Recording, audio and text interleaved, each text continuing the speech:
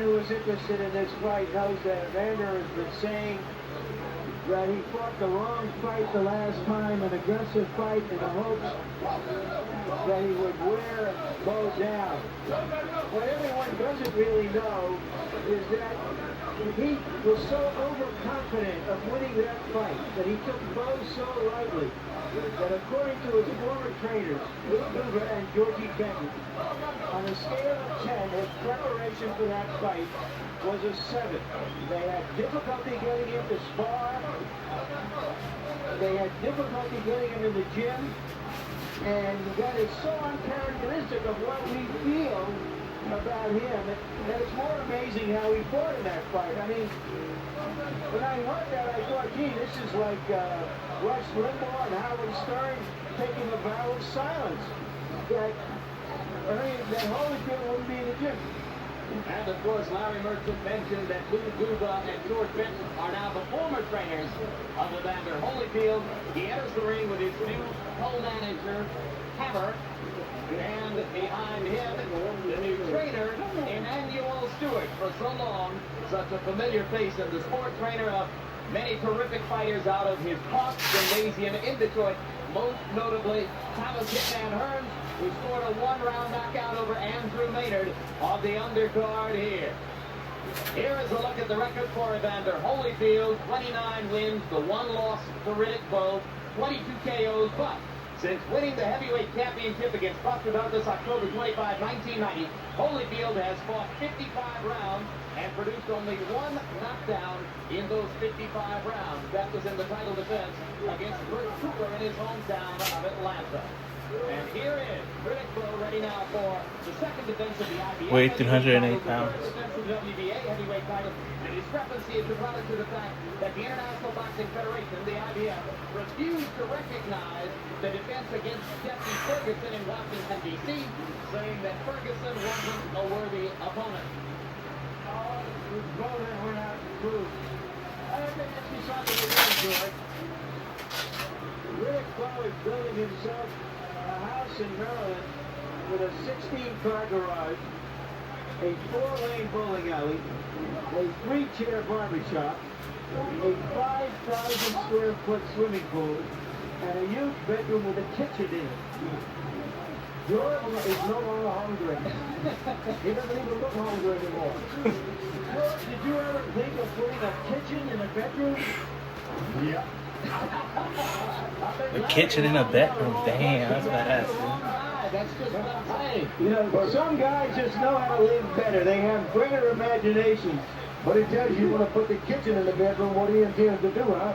Well, it's something that Riddick wanted to do with the huge sums of money he has already earned and expects to earn in the future as heavyweight champion. Of course, Evander Holyfield would like to knock a few thousand square feet off. Don't tap the screen. Hell yeah, guys, it's free. Thank you, Michael. Appreciate that. Yeah, it is the fight, the Fan Man, where the guy Nancy in the ring. That's crazy, right? Why would the guy think that was a good idea? Supposedly he was a big fan of both of them. He really liked both of them. He wanted to go in there, shake their hand, take a picture, but it didn't go along that way, you know? They probably thought it was like a goddamn terrorist or something, you know? That's pretty scary. And then the glider had, I mean, it had a propeller, you know? That thing's dangerous. Keep up the good work. Thank you, Ronnie. Yeah, that was pretty crazy. I really like that fight because of that, you know? It's so short. Over Evander Holyfield 51 weeks ago tonight. I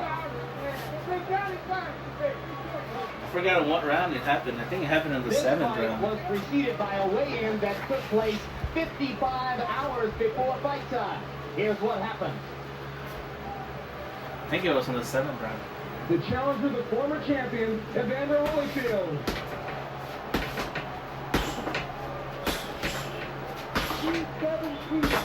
Evander Holyfield weighs in at 217 pounds. Next up on the scales, the man who holds the WBA and IBF World Championships, Riddick Bowe. 241.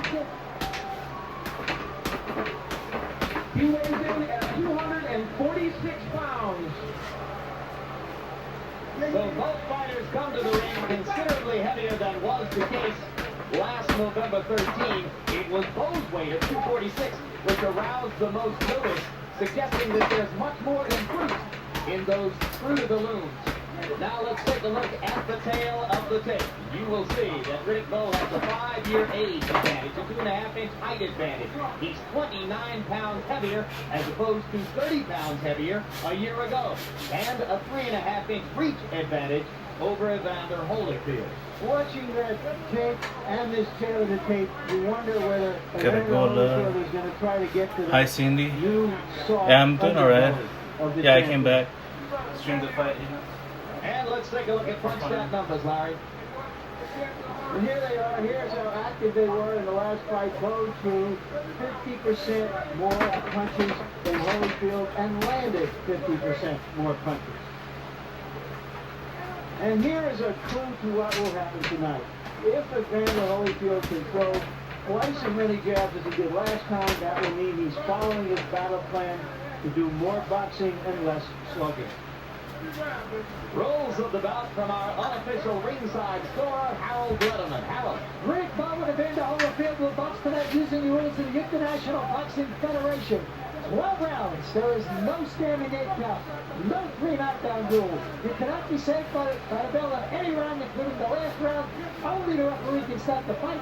And in case the cut is caused by an accidental headbutt, and that cut Let's causes go. the fight to be stopped, we go to the scorecards after 6 rounds of 8 continues. Before that, it's a technical draw. Jim. Thank you very much, Harold. And now for the official introductions, let's go to ring announcer Michael Rush.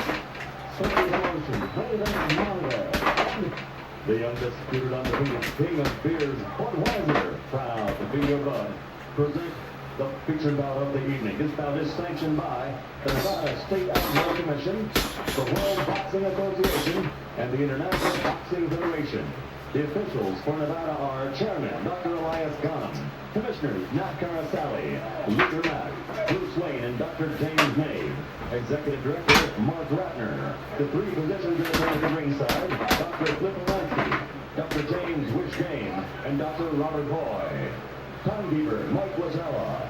Counting the knockdown seconds, James Cavan.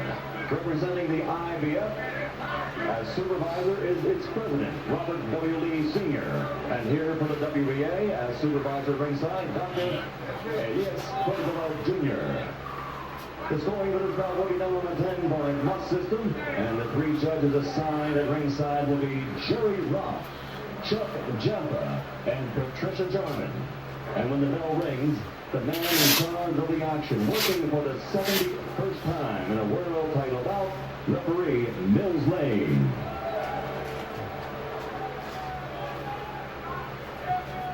And now, ladies and gentlemen, from the site where legends are made, Caesar's Palace in Las Vegas, Nevada, let's get ready for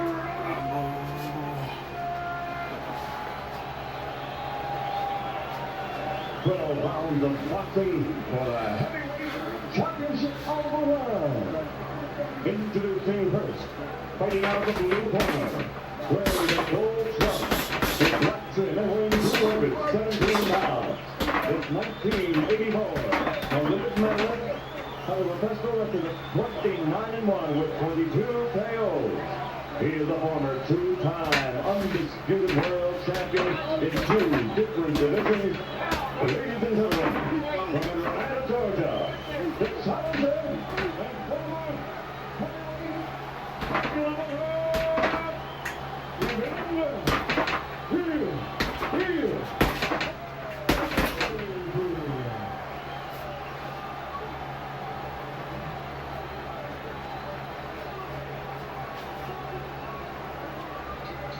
and across the ring, his opponent fighting out of the red corner, wearing the white trunks with red trim, and weighing in at 246 pounds. He's also an Olympic medalist, winning super heavyweight silver in 1988.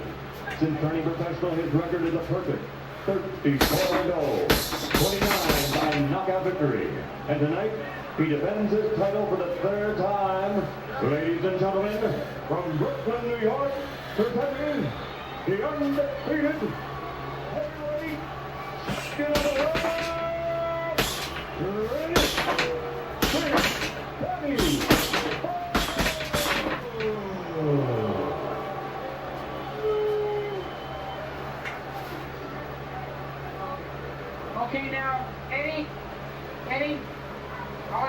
If he goes right here, I'm not going to call it low. It's going to be all right. You know?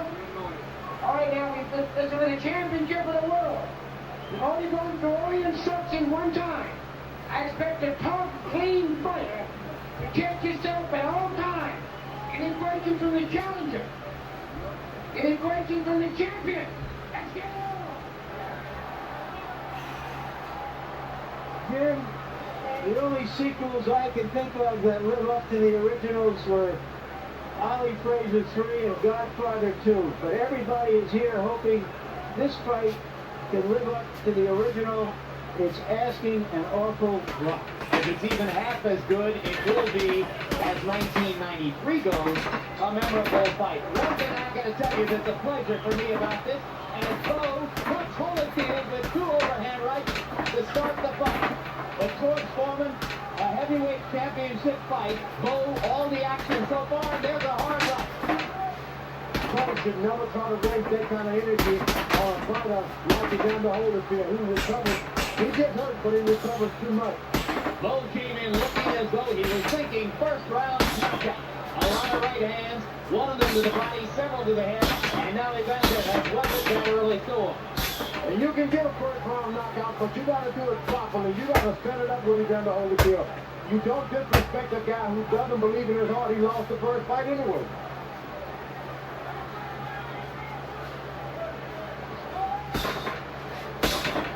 The first time he fought Holyfield, he was really proud of his body. This time, he's got his trunk way above his waist. He's not to be ashamed of, so he's trying to get this thing over with as quick as he can to compensate for his lack of confidence with himself physically. It's more than just the extra 11 pounds. He looks softer all over, right, George? He is not proud of his body tonight. You don't want that in a young fighter. Holyfield steps in with a left to the side of the head and a right to the chest. Bowe lands a jab and a right hand. Holyfield claimed he would box, said that he would stick the jab. Already, Bowe has tried to lure him into a bit of a war. Rick Bowe has made the awful mistake of going out there at that kind of weight, wasting that much energy too quick. It made the first round tougher for him. Yeah. He should forget they've ever fought before and go out there and set it all over the left jab, win this fight on a great defense. I don't know what happened. Who gave him the advice to try to knock Holyfield out in one round? George, I thought that he hurt Holyfield early and he wanted to jump on him, and then he found out that he really hadn't hurt him. And he stepped back, and now he's boxing again. Yeah. No, he really planned on getting out there and knocking this guy out in the first round.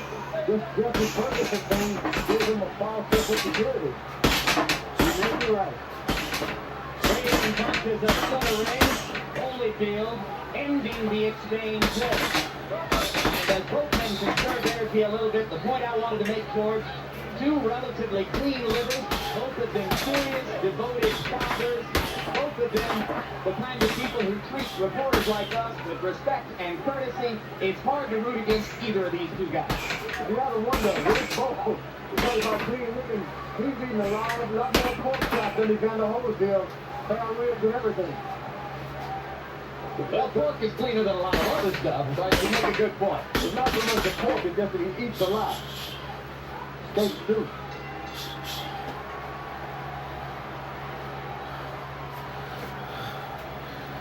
Bag too small? No, the bag is fine. It's just too low. Okay. I gotta put it up a little bit higher. You want to set your man up in the Have you gone on a hike? Not for a long time. time. Double your jab. Feint and stick. You can either feint and stick or double the jab. And keep trying to keep the pressure on it. It's beautiful. Just keep working your rhythm. And when you get those your punches, drop to the inside. That's it. Push it. Get your leverage when you use that strength. Push the big ball down. Don't look to the ground. No, you don't look to the ground. Let's see where early on Bowe thought he had him hurt. What Bowe is trying to do is to let Holyfield know he's not going to let him box. And he thought he had him hurt here, and he came out to put some intimidation on him perhaps. What Holyfield has to do is to land something important so that Bowe doesn't get so reckless and gives him the room to fight his fight. Holyfield has already established the Bowe. This is going to be a long night for him. You're going to get yourself a nice little wicket. You may beat him, but you're going to get hit. Well, but after all the talk of boxing, Holyfield came out and threw a total of 4 jabs in round number 1. So he is back to the warrior mentality we've seen in the past. He did a lot of retreating, which is good.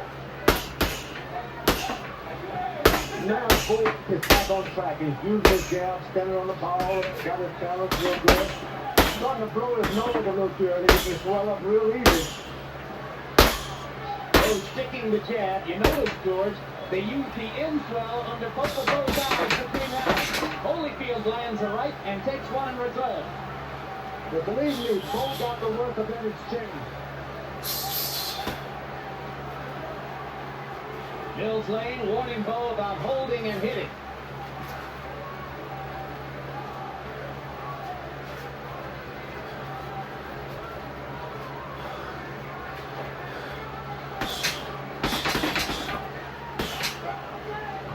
Holyfield has got the fight in his hand now. He's double jabbing.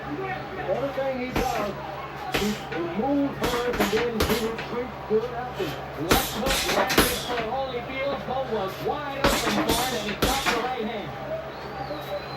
Holyfield moves to the right and left and then hits and then he moves out of the way. And now Evander starts to stick the jab with regularity. And Bowe seems a bit befuddled by that. Reaching out with his right hand because Evander Holyfield is not there like he was the first time. This round started well for Riddick, though. But it appears in danger of ending badly for the champion. Now he sticks the jab again. Evander Holyfield is setting things up for a good right hand. He's jabbing to the body to get this guy punches up a body punch, and he's been doing to drop him with a right hand. And another left hook landed flush for Holyfield. And now Bowe tries to show off his infighting skills. One of the big weapons in Bowe's arsenal, he is regarded as a great infighter, particularly for a big man. Holyfield is counting on a counter right hand. If he catches Bowe, he's going to drop him. Bowe should just stick with his left hand until the 4-5 round to open up with the right hand later. That was Bowe who landed the right hand. That one missed a little short.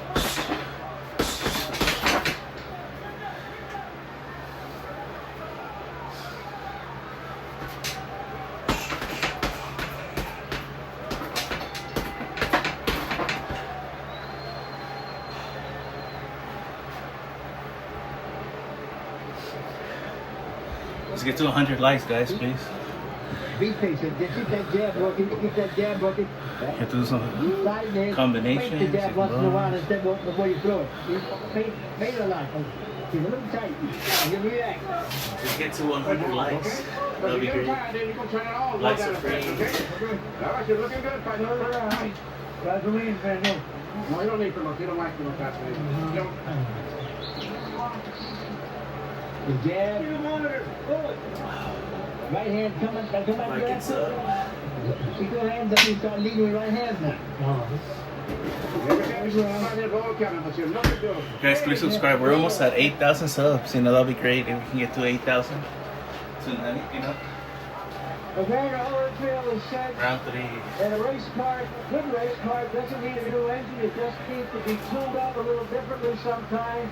So far, he has tuned up for this fight differently than the first one. It's kind of weird after all these years to go to Evander's corner and listen to Emmanuel Stewart instead of George Benton and Muduba. Right hand over the top by Bowe. I'm reminded of the phrase that Howie Long used to describe playing against Marcus Allen, like watching your wife cook in someone else's kitchen. Little ball around Holyfield and move around on his feet a little too much. If you're trying to disrupt that. How, George? Well, he's letting him bounce and get relaxed out there. What you got to do is put the pressure on him, make him fight without fighting himself with this jab. Good right to the body, that is good. By Riddick Bowe. By Bowe. Excellent right to the body. You see Holyfield is so relaxed out there, you can't let him just keep doing that bounce, move, bounce, move. You pick a fight with him and then make him stand still. Riddick faking the right and Bowe flinching away.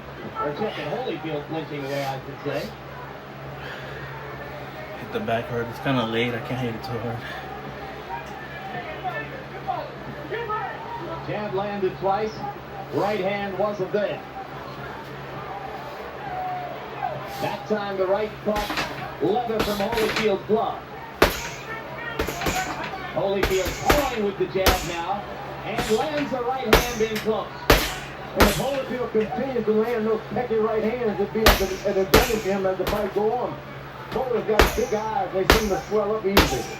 Shouldn't try to land a heavy shot, not too soon.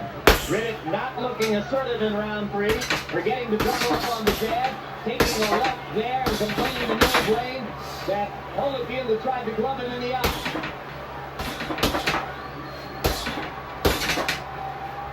It is Evander who throws combination.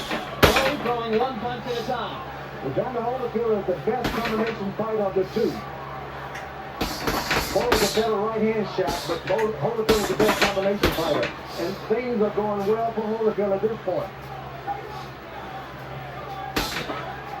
Now Bowe is picking up his jab. He can win this fight with a jab if he so chooses. If he remembers to double and triple up with it. Because every time he throws just one jab, Holyfield looks to counter over the top, George. The thing about it, Holyfield has not landed one good left hook to the body yet. If he starts landing that left hook to the body, that right hand is going to come a lot easier for Evander Holyfield. He's got to remember to throw it there first. Yeah, he's doing a lot of head hunting. Yeah. Right hand by Bowe. And it's the fight so far. It hurts Evander. That right hand hurts.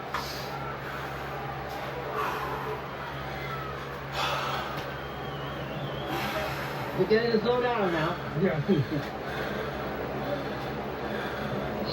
Keep that stick going. Keep that stick going. Yeah, I'll play it next time. I have seen this fight still. I've seen Usyk fight before. Now here's where But I don't think he's as good as the Bowe GOATs, man. As complained the of old the school thumb fighters. right there. He's not as good as Evander Holyfield. There was no blood. There didn't seem to be any. Evander He Holyfield's a lot complained better. also, if you may recall, in the first fight. That looked like a clean left hook. He's not as good as Muhammad Ali or not as good as Mike Tyson, and not as good as George Foreman. Inside shots by Bowe. Bowe is an extremely well-schooled, polished big man. I don't think I've ever seen a big man He's not as good as polished Bowe. as Bowe is. And you see the statistical edges for Bowe through round 3 in punch count numbers. But it is Holyfield who has been more vigorous, more energetic, throwing more combinations. Bowe getting more accurate now as time goes on. Here comes the calming I told you about.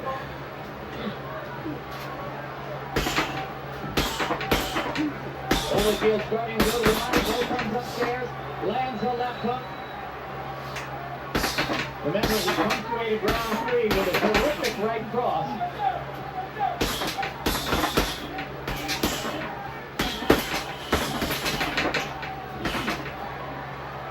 All because Riddick Bowe decides to clown with a real Olympic champion. You just can't clown with certain guys. Left hook by Holyfield. Bowe going to the body. Action reminiscent of round 10 in the first fight. One of the great rounds in the recent history of boxing. In the first fight, Riddick Bowe was so thin that his hands just moved by themselves. This time he's got to do so much with so much effort. So little with so much effort. Holyfield leaping in and taking a right to the body. And an uppercut. And the right hand over the top. That's the shot that Evander can't take, is that uppercut of Bowe. When Evander leans in like this, he is susceptible to that uppercut. That's right. That's a great motor pump for Riddick Bowe, is that uppercut. They trade leather at close quarters. Holyfield trying to remember to go to the body. You better remember to get out of there. You got 2 minute rounds left to start mixing it up with the big guy. You don't want to go shoulder to shoulder with Riddick Bowe. He is too sharp and has too many weapons inside. And not only that, as he leans on you with that 246, 50 pounds really, it starts to wear those thin legs of Evander Holyfield down. That's a strategy you understand pretty well, huh? Yeah, you lean on them and you keep leaning and the thin legs can't take it.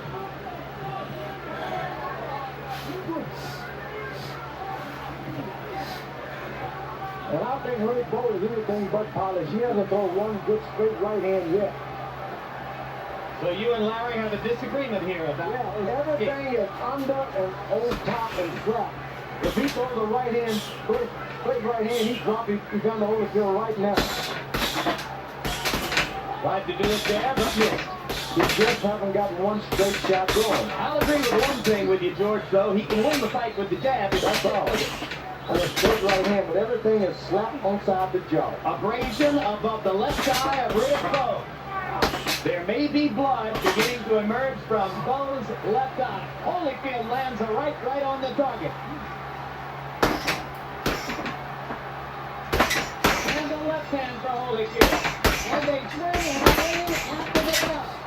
Damn, holy shit. Holy shit, they're still fighting even after the bell, bro. These guys were afraid. That's crazy. I've never seen anything like that. Wow. They kept on going, dude. And there is blood above Bowe's left eye, gentlemen. And a cut in the middle of his head as well. Two cuts. Two cuts.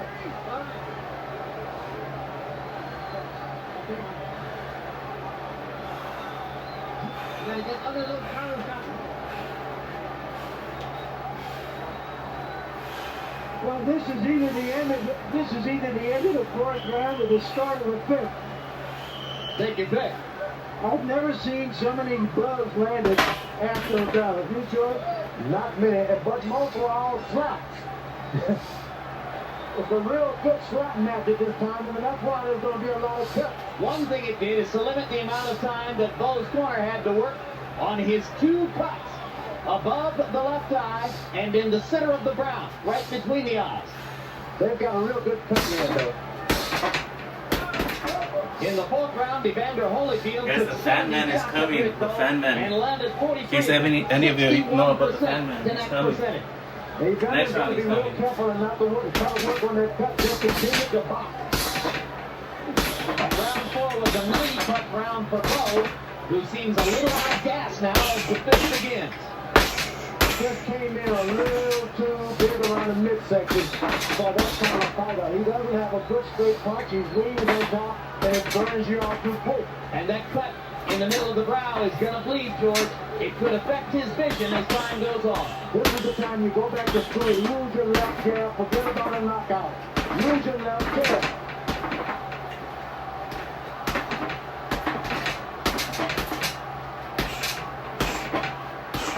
He continued with his left jab. I don't know why they didn't kill him there. He's becoming an easy target for Holyfield as the trickle of blood begins to bother him. But he still has this quick right hand if he can ever make it go straight. Now, Holyfield cut Alex Stewart in the first round of their fight on June 26th. And after that became a less effective fighter as he tried to target the cut. But here he lands the right hand and Bowe comes back with a right to left. But Bowe is doing all of his stuff real close. He's ineffective. He's got to keep his man on the outside of his shot. He can do something. When they're in close, he's got this right uppercut that he just refuses to use. We've never seen Riddick Bowe cut like this. It'll be interesting to see what they can do between rounds 5 and 6. Do you think they can stop that bleeding, George? Not at all. It's in the places where you just can't stop him.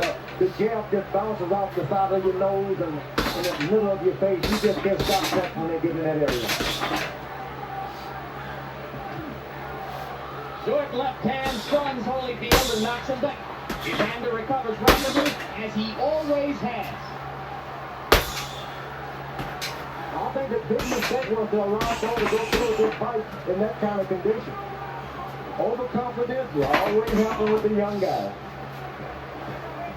Did it happen to you, George, when you were young? Yeah, when I leave, I wasn't in shape, but I said I can whip this old guy.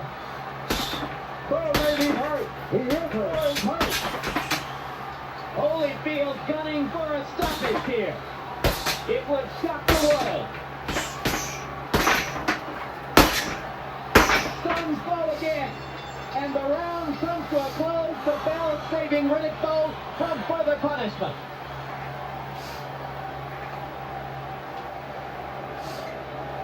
Come here. No, I just want to see it. Yeah, that side, right here. Keep your hands up, and move. Hands up and move. Yeah, I'm move around. And here's where Bowe Teflon hurts him. Twilight. Right Thank you in for there. subbing. That left followed by that short right, the right behind his head. Riddick Bowe. I wouldn't say I'm a beginner, but I'm not an amateur. Holyfield took his time before he carried the fight to Bowe. I don't have the best technique, but honestly, man, I'm not really a beginner. Himself chasing Holyfield. Instead of going at him early this way, he has waited. And right now, he is on top in this fight. Evander Holyfield trying to join Muhammad Ali. And Bowe Patterson, as two big-name fighters in the history of the sport, to regain the heavyweight championship after having lost it. Jim Witherspoon accomplished the same thing on paper in the 80s, but few remember that. You got to be real careful now with a young fellow like Riddick Bowe. His owner's got to be watching this carefully. Not only can he lose this fight, but he can get his career destroyed if he loses it improperly now. Sometimes there's a towel that you can always throw in if it gets too rough. Because he's not only being whipped, he's being cut bad. But you lose a lot of your strength. Holyfield commanding with the jab. Bowe once again starting very slowly in this round. Bowe is not starting, Bowe is now surviving. There he is slapping with the right hand again, George. Yeah, he's not, I don't consider him at all polished. He's got power because he's big. But if he had a good straight right hand, Evander Holyfield is easy kicking to him at any time. Holyfield is doing something he doesn't know how to do now. That's get aggressive. Well, he's always been aggressive, but he's never been a great finisher. Yeah, but he goes forward and he gets hit a lot of stuff. Boom. Great combination by Holyfield. And another one. Bowe standing still at center ring and taking it. That right hand landed flush for Holyfield. The way to keep that respect, Holyfield should be concentrating on it because if he continues to deliver accurate shots to Riddick Bowe and doesn't drop them, Riddick Bowe can lose total respect and start to jump back on them real good. And Bowe looked to the corner to try to gain some advice from Eddie Funk, and Funk was nowhere for him to see it. Hidden behind other figures over here. Holyfield banging away. Round 6, a huge one for the former champion. Evander Holyfield should continue to keep his respect for Riddick Bowe because a big man like that catching you with one of those roundhouses, you're going to hit the floor. Like Lennox Lewis did to Frank Bruno when he was in so much trouble in Cardiff, Wales. Seeing that Holyfield has got no defense for an uppercut. I don't know why Bowe is not there. Riddick Bowe ridiculed Lewis for all the difficulty he suffered at the hands of Frank Bruno. That's true. Now he's getting a lot of the same from Holyfield, but that right hand man turned things around, George. It was a good pinpoint accurate right hand. If he continues to do that, he won't have a hard night. But the Holyfield goes forward, he doesn't know what he's doing. Spectacular uppercut by Evander. Last 10 seconds of round number 6. We're almost at the midway point of the fight. And what a battle it's been, particularly for Evander Holyfield.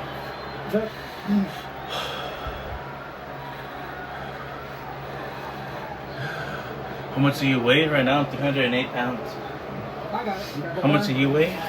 235. Harold Letterman, how do you have the score, the fight scored so far? Larry, I've still got Riddick Bowe on top, 4 rounds to 2. 58-56. Where do you live, bro? Culture Clips? Where do you live? Very, very busy in the first I live in 4 Los rounds. Angeles. 1 3 punches, effective aggressive. I'll be down for some sparring, man. In round 5, Evander Holyfield turned the fight around completely. He's coming back. He's on top now. He seems to have taken control of the fight, and certainly he's banging Riddick Bowe around in the last 2 rounds. I think there's going to be a tremendous controversy over. Then we could film it for YouTube, you know? Yeah, you're in North Carolina. Charlotte, North Carolina. Damn, you're too far, bro. Harold, you and I couldn't disagree more. Last time another dude wanted to spar, but he was also far. He was in Chicago. That's the thing that sucks, though. I see it like that myself. Too far away. I never could have been a good judge. But Riddick Bowe has tasted all of the power he's been that Holyfield has now. He's not scared. He's realizing that his opponent cannot help him. Look, you're a big boy. You got to fight your way out of this. And he's willing to do it. Bowe going back to sticking the jab. And when he does, he backs Evander up. It was that way last year. It's that way again. Right hand for Holyfield. Stuns Bowe. And Bowe comes back fighting this time and lands a right hand on Holyfield's chin. Holyfield isn't being smart. He hits a good right hand. He hits him with a good right hand, and he stands there and waits to see what he's going to do. You got to hit and move out of the way if you want to win that kind of style, with that style. Bowe taking command right now with his jab.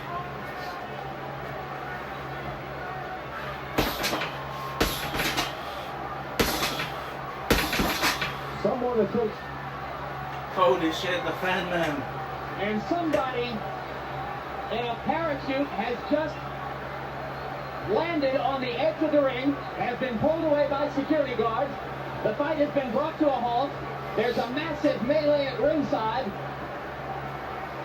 as this fellow with a motorized parachute has landed right on top of That's the fan spectators man. and officials at ringside.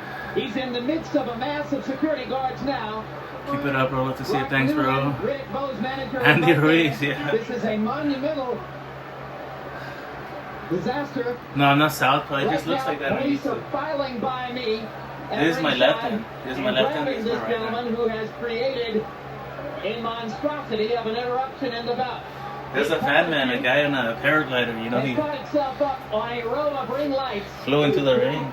Now we're going to take a look at an earlier shot of the parachutist before he came down. There he was on the left of the ring. That's crazy, And let's see man. what happened as he approached ringside.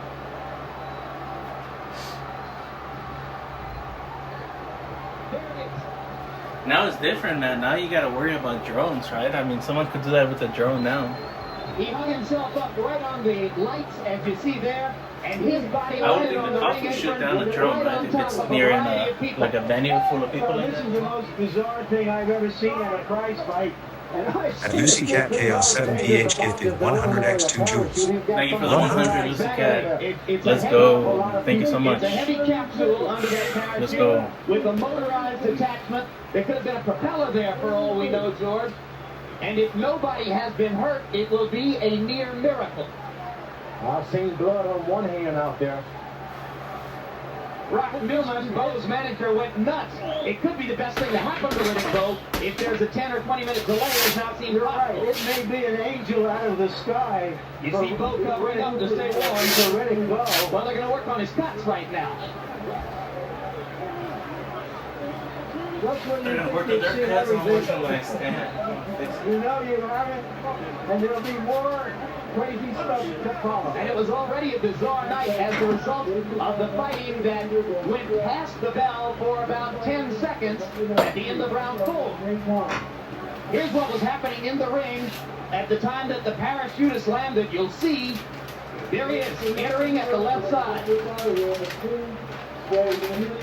And you see people backing away and trying to avoid the capsule and the motorized contraption attached to it. Here's a look at him much earlier this evening. From our blitz coverage. Dude was crazy. As this took place, we're told that our blitz cameraman tried to alert us to the possibility that this was going to happen. That's why he was zooming in and out, as you can see here. And there it is. He targeted the ring and came right down. Well, this guy is going to wind up in the Slammer in Vegas tonight, and with doggone good reason. Well, what charges, I wonder? What charges? Yeah. Boy, an outrageous thing to get some publicity for himself. Oh, okay. Lighting company turning off lights now to try to prevent the possibility of fire. If Evander Holyfield is thinking about this at all, he has to rue the fact that it happened at a time when he was in such good position in the fight, or so it seemed. And here's another look, guys. We're going to see it one more time. This was incredibly dangerous. I've got to say that it's put a jolt through us because he landed about 7 or 8 feet away from us on the ring apron. And this is how he descended toward the small disaster which has now taken place at ringside in round 7 of a heavyweight championship fight. You can see how our cameraman zoomed in and out, attempting to warn our production people in the truck of the possibility this would happen. And I have just gotten word that Riddick Bowe's wife has just fainted at ringside. She was even closer to the parachutists than we are. She's up and around now, but she's awful sheltered. And she is, gentlemen, she's in the early stages of her 4th pregnancy as Riddick looks forward to the birth of his 4th child. And we only hope that Judy will be okay. We're going to stop the action now. Take a look back at the effects of what became a 20-minute delay. How did it disturb the momentum of the two fighters? We'll get to that in a moment. But first, a look at how the melee was brought under control eventually by Las Vegas police, only after the parachutist had been momentarily attacked by some at ringside, perhaps a couple of officials, and bystanders and spectators near where he landed. Eventually, the police got the situation under control. They're the ones who informed Riddick Bowe that his wife Judy had fainted. Later, they told him that she was okay, even as they were preparing to take her away to a nearby hospital. George Foreman, I don't think you've ever been a party to a 20-minute delay in a boxing match. How do you think it affected this one? Was there any advantage to either fight? All the advantage should have gone to the bigger puncher. He was able to rest himself like a home run hitter. You strike out, but in the next inning you get a home run. Riddick Bowe wasn't able to take advantage of it. The cold weather stopped him from bleeding. It supposedly affects the boxer who's in a rhythm. Evander Holyfield was in this rhythm, but he was able to pick it back up. How he did it, I don't know. On the other hand, George, Riddick Bowe had to fight 4.5 more rounds with the knowledge in the back of his mind that something bad might have happened to his pregnant wife. That's right. I remember asking my wife to come to a fight, and she was pregnant with one of the Georgias, and she almost boxed me. It's not a place for your family to be around ringside, especially when they're not really boxing fans. They don't know that it's going to be blood. You may get knocked out. They don't understand it. When it happens, you can discourage yourself. You start worrying about them, and that's what happened tonight. Riddick Bowe started worrying about his family. And for his part, Evander Holyfield told us later that he worried for a while. Yeah, I got it on Amazon. I think it was like $30. He began thinking negatively, and then the frame was like another $20 or $30. To be assertive when the fight began again. Larry Merchant, you called it the single most bizarre fight thing you've ever seen at a boxing match. I don't think there's any reason for you to change your opinion now. Barry Cooper versus Michael Moore. Right, I'll check it out eventually. We have to think of some of the people for whom this was a trauma and may suffer some damage. We hope they're going to be okay. But also, I have a bizarre head sometimes, Jim, and the first thing I thought about was, I've seen guys try to crash fights before, but nothing like this. This yeah, that was wasn't crazy, right? ticket that if we wanted to see fights coming that way. And secondly, hey, we're in Las Vegas. Down the street, there's a volcano erupting every 30 minutes. Up the street, there are knights jousting for the entertainment of the visitors here. Maybe I thought this is a new way to present boxing to the world. We'll have long intermissions in the middle of the fight, and everybody will get a show whether it's a good fight or not. This just added to a great fight. And all in all, in retrospect, I think we have to reflect that we were lucky. The human damage from that motor-driven parachute rig could have been much greater than it turned out to be. Meanwhile, there was still a 7th round, which had begun so furiously, and now thank you for subscribing, man. Appreciate you. As round 7 resumes, 1 minute, 50 seconds remain in the round. Gentlemen, I thought that Riddick Bowe was showing signs of fatigue before. I have to assume that this is going to help him. What do you think, George? I think so. The ref always benefits the punches. Like Reggie Jackson, you swing out, you take a rest, come back the next inning and get another home run.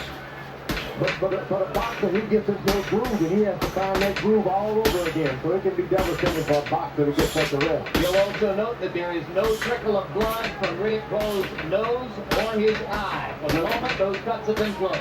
And the cold weather assists that. Once you start, it's hard to bleed in the cold weather. And here comes Holyfield with some of the same mustard he brought before. You notice Holyfield is more effective when he doesn't put any power on the punches. Just let the punches flow. He's able to get out of the way easier. You say, George, he's a more natural punch thrower than Bowe. He is. The combinations come so easy with him. Bowe has to wind up, straight strut and then throw 1-2 and look for the guy.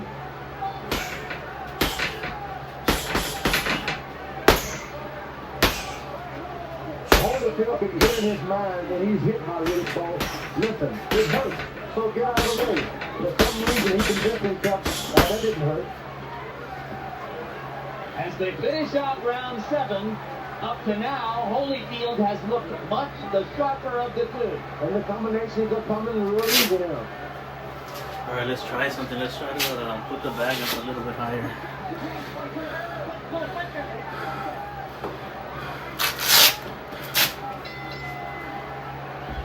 Streamer, what the fuck?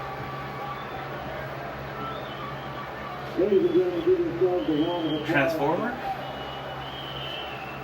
You look good. That's what I want to see. I'm doing for the legs, just like you're moving in and out. Okay, everything off your bound. Looking good. Good fight. And we haven't even opened up yet.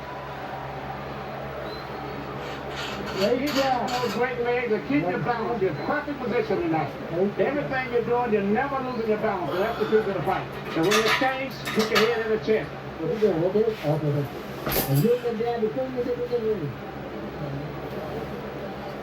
So that may go down as the most unusual round in the history of boxing. I can't think of anything like that ever having happened, especially in a major prize fight, a heavyweight championship. So a further test of the resiliency. You know, I got this one, right? This is the one I had out there. And I bought this one instead. They're really small.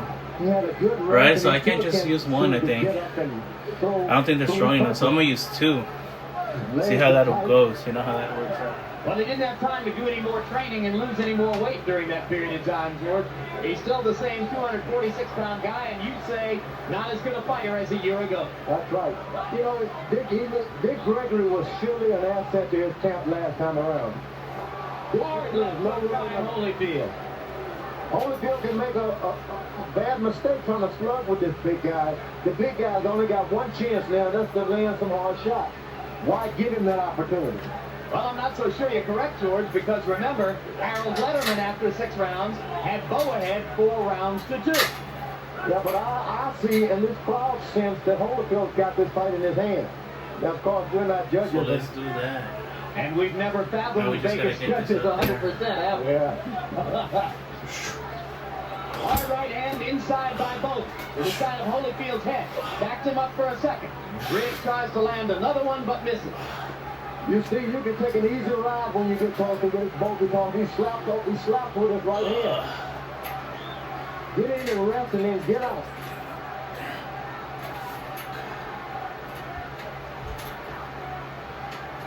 Now this is a mistake for Holyfield.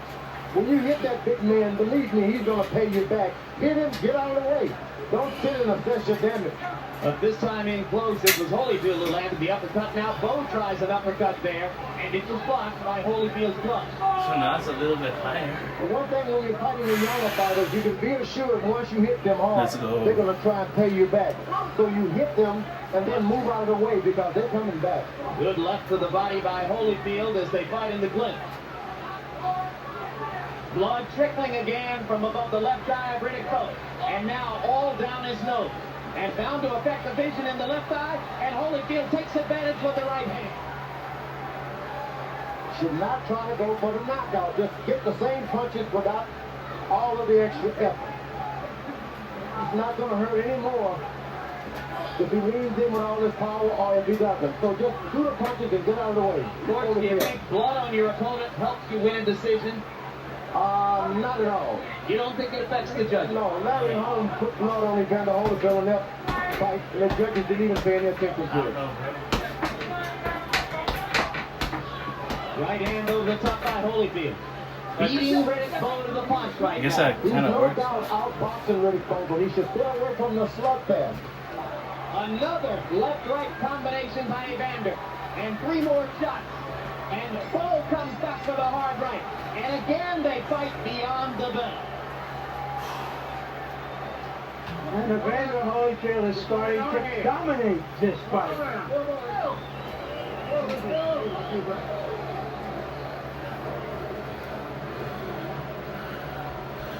both guys have CTE. You know, Evander seems to be okay when he talks. You know, he seems pretty normal, like nothing's wrong with him. Maybe he has very minor CTE, I think, you know, or something like that. I feel like all boxers will develop some kind of damage from getting hit, you know. Last time But some a lot less than others. His first defeat here tonight, we're beginning to fall in love with him because of the courage and the skill he is showing in trying to recapture his title. And unmarked Evander Holyfield. 2 cuts on Riddick Bowe, one above the left eye and one above the bridge of the nose. As they begin round number 9. 2/3 of the way through the fight. Punches in round 8. Bowe landing more.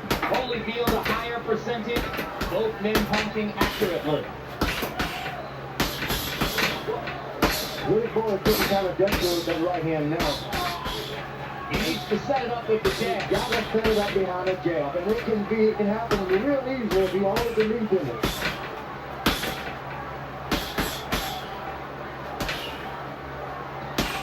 There's a hard right hand, and Holyfield wobbles.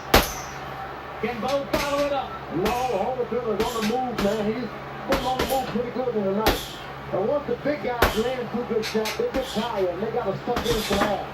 Crowd gets excited for Bowe a little bit as he presses Holyfield against the ropes, but Evander seems fully recovered from that one big right-hand shot. Now, Evander should jump right back on the big guy when he throws 4 shots like that because he doesn't have any options in after. It's called get right back. Bowe's jab is good now if he can only continue. He's coming behind the jab. He could come back in this fight if he keeps throwing the jab like that for the last 4 rounds. Barrett sets up the right hand again. In there again.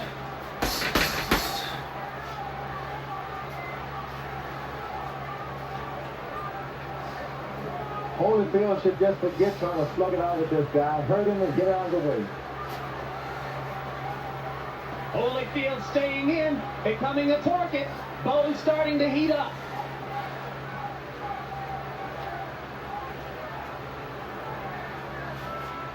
Now Riddick loses a little steam and paws with the jab instead of sticking it hard as he did earlier in the round.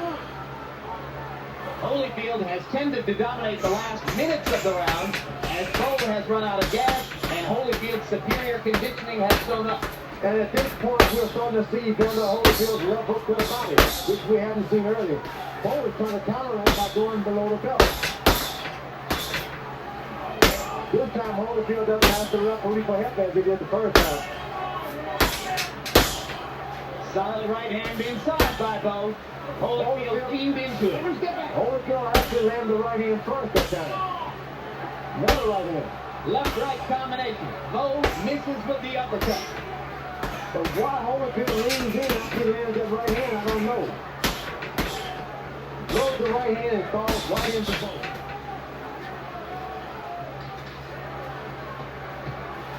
Double left hook by Bowe, maybe the first time in the fight. Holyfield comes back with 2 left hooks of his own. And an uppercut. And another flurry to end the round by Evander Holyfield. And again, Lane has to keep them apart. With a good work, bro. Much love from Australia. Thank you. That was a champion. Thank you, Spider-Man. Who's trying to reassert himself. Come on, no. We gotta go from here. Okay, we're going now. Harold, how do you have to fight now? Larry, I've got an 86-85 Riddick Bowe, 5 rounds to 4. I thought Riddick Bowe pulled out the last round, the 9th round at the very end. I just think it's a very, very close fight. Certainly, I thought that Evander Holyfield won rounds 5 through 8. I have Holyfield well ahead, 6 rounds to 2, 1 even. Well, that's the most dramatic disparity we've had in a while in HBO stories, that's for sure. Push him around, rough him up.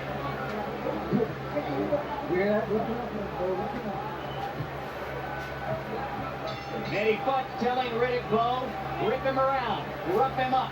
He wants Bowe to try to get Holyfield to brawl again. Yeah, I already seen those fights, Scott. I'll probably watch them again on the stream later on. In fighting. Yeah, they were great, man. They were great fights.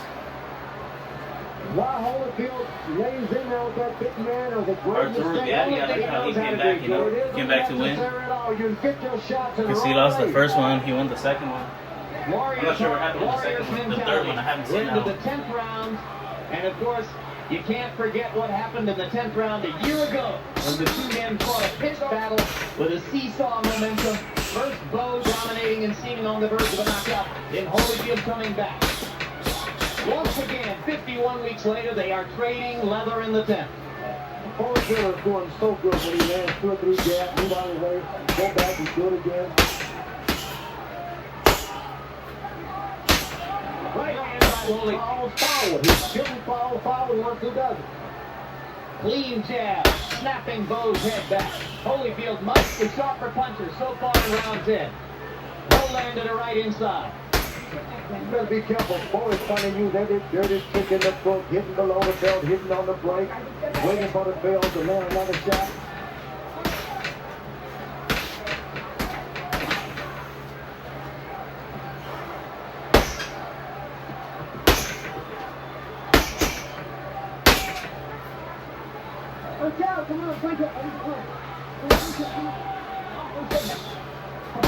Holyfield is interested in holding a little bit these days. Buying time. Yeah, he shouldn't try to stay in close with the big guy because his legs aren't strong enough to keep pushing that ball off like that. Although he's got muscle. Yep. Trading and trading. Get back to that. You get the feeling that Bowe, if he ever throws the 2 good straight right hands, he can end this fight. While Holyfield mixes it up. I don't know, George. Evander's got a pretty good chin. You didn't get him down. Amen to that.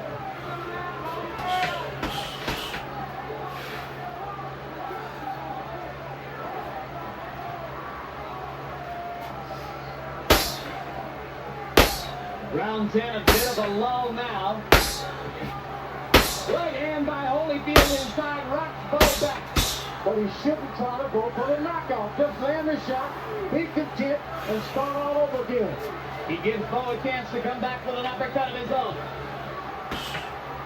Holyfield leaning forward against the major power of Riddick Bowe. That uppercut and knocking Bowe's mouthpiece out with a left hook. Another tremendous rally by former champion Evander Holyfield. And gentlemen, that was a tenth.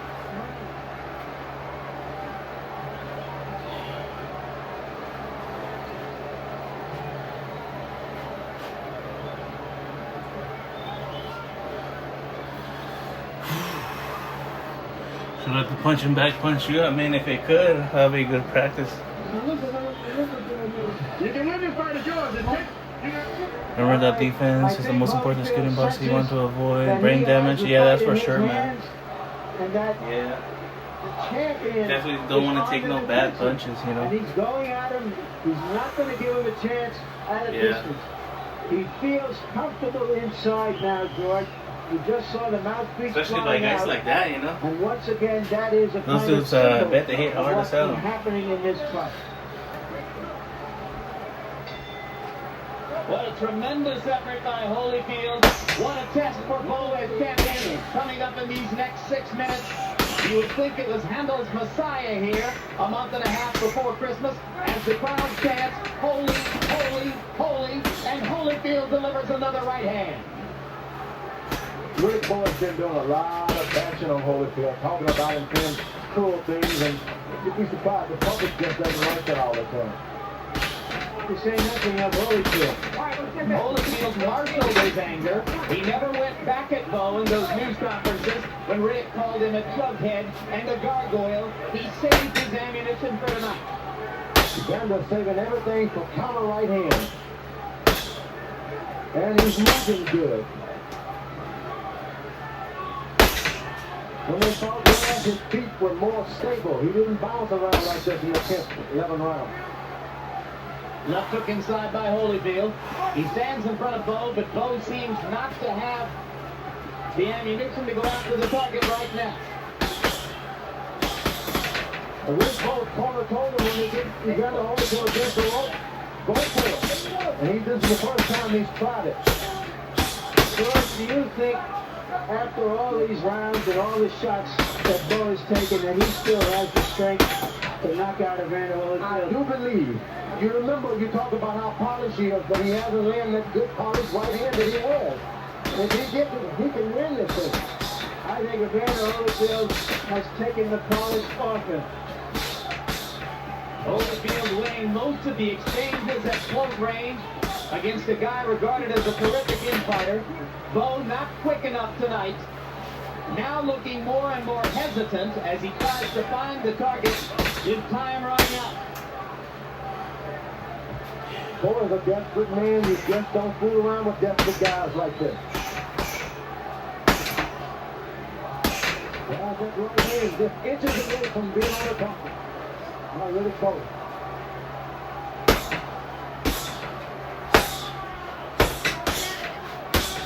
Riddick Bowe promised his followers a knockout in this fight.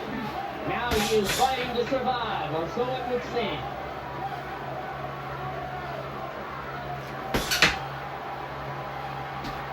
Round 11, rapidly coming to a close.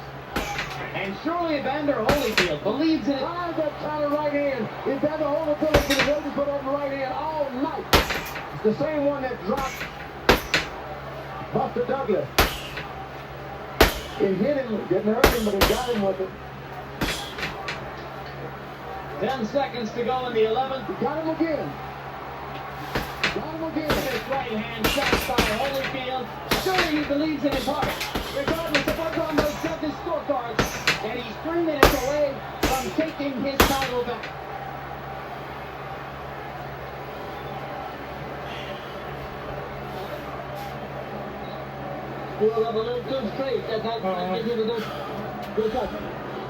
Damn, man. All right, bro. See ya. Thanks, man. Here we see Evander Holyfield given a second chance and making the most of it.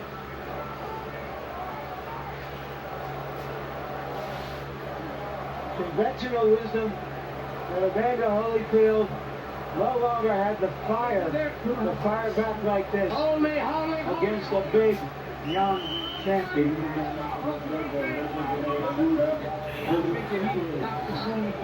Long in the jail. The final round.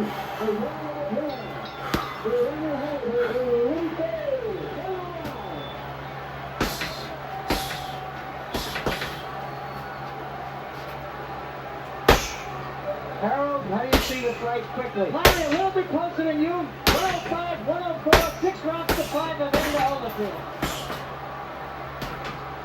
But for the first time all night, our Harold Letterman now has Holyfield in the lead. Larry's had him winning the fight all along. In 1959, Ingemar Johansson knocked out Floyd Patterson and took away his heavyweight championship. A year later, Patterson, with one dramatic left hook, took the title back and became the first heavyweight champion ever to regain the championship. Muhammad Ali lost the title and got it back against George Foreman in 1974. Lost it to Leon Spinks and took it back from Spinks in the rematch. In the alphabet morass of the mid-80s in the heavyweight division, Tim Witherspoon accomplished the same feat with one of the 3 titles. Now Evander Holyfield tries to join Witherspoon, Ali, and Patterson as the only 4 men ever to lose and then regain the heavyweight championship of the world. I think a lot rests on this round. Holyfield shouldn't try to cruise through it. He loses this round, he can lose his chance to become part of history. George, he's never cruised through a round in his life. He just hit Bowe with the biggest right hand of the night.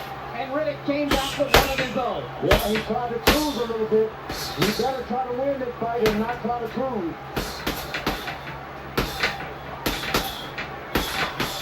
Regardless of the outcome, are these 2 men matched for exciting fights or what? This is exciting.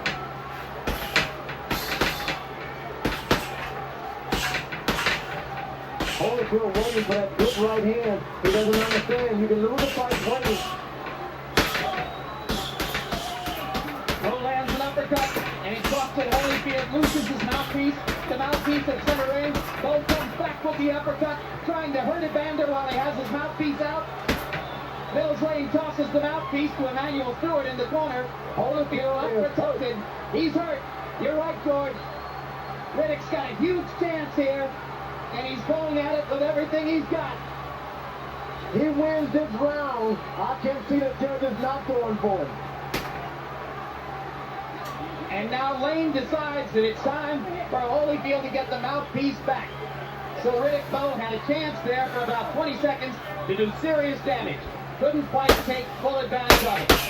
Holyfield's mistake, he waited around for one good right hand, and he lost that round. Right hand by Holyfield. Stuffed Bowe in his tracks. Both fighters looking as though they'd like to have a knockout. Crowd rises to its feet. For the second year in a row, they fought the fight of the year.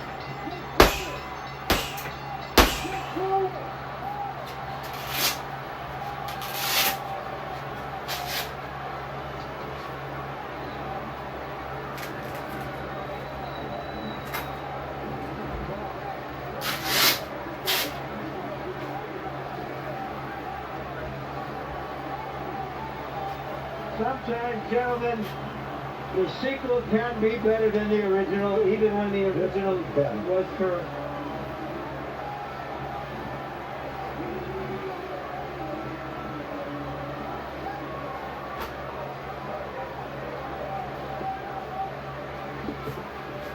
Win or lose, Larry George, win or lose. Is there a bigger man in boxing than Evander Holyfield? I think not. Holyfield is proven beyond a doubt that he's the bigger in the hole. That right hand that he's waited too long for, he finally connected. A tremendous finish to a tremendous fight. It was a fight, it seemed that neither guy really wanted to be in. They kept fighting after the bell was hit. Good right hand again.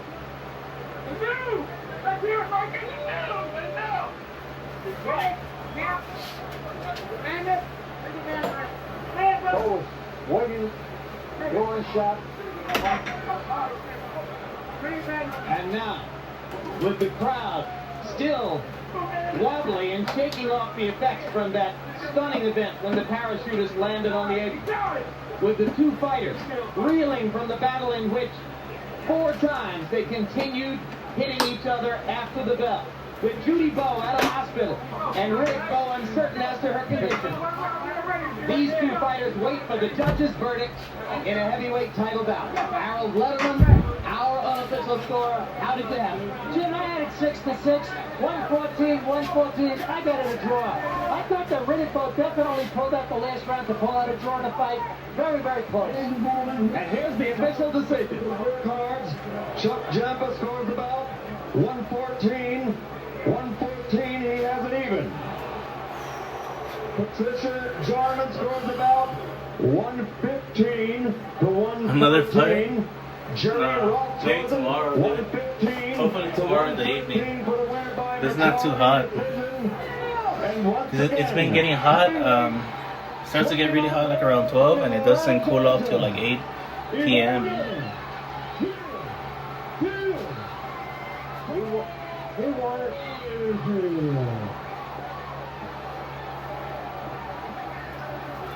I just hate that I can't hit the bag hard because it's late, you know. I can't hit it as hard as I want, you know. Keep going, man. Hit it like a minute. Give it some. 912 driven, bro. You sweating, my good sir. Rock on. Hell yeah, bro. Congratulations on your weight loss, bro. 133. I don't know how much I weigh in kilograms, but I'm 308 pounds right now. And Evander Holyfield for this fight and the last fight. First of all, you know, If I lost like another 30 pounds, I'll be happy, man. That'd be good enough for me. Not 30 pounds, I think. And the difference is that I boxed a smarter fight. You know, it took some time for me to struggle with it just to get the respect. Then, you know, I was able to move some, and you know, I still had trouble with the Brad jab he had, but still I was able to counter some of the jabs. They hit him with right hand and to isolate his right hand. When can you sense that this was going to be different? That somehow maybe he was no longer the champion even during the fight. Well, you know, when I came out there with that thought in mind, you know, I walk by faith and not by sight. And, you know, I promised everybody that I was going to win this.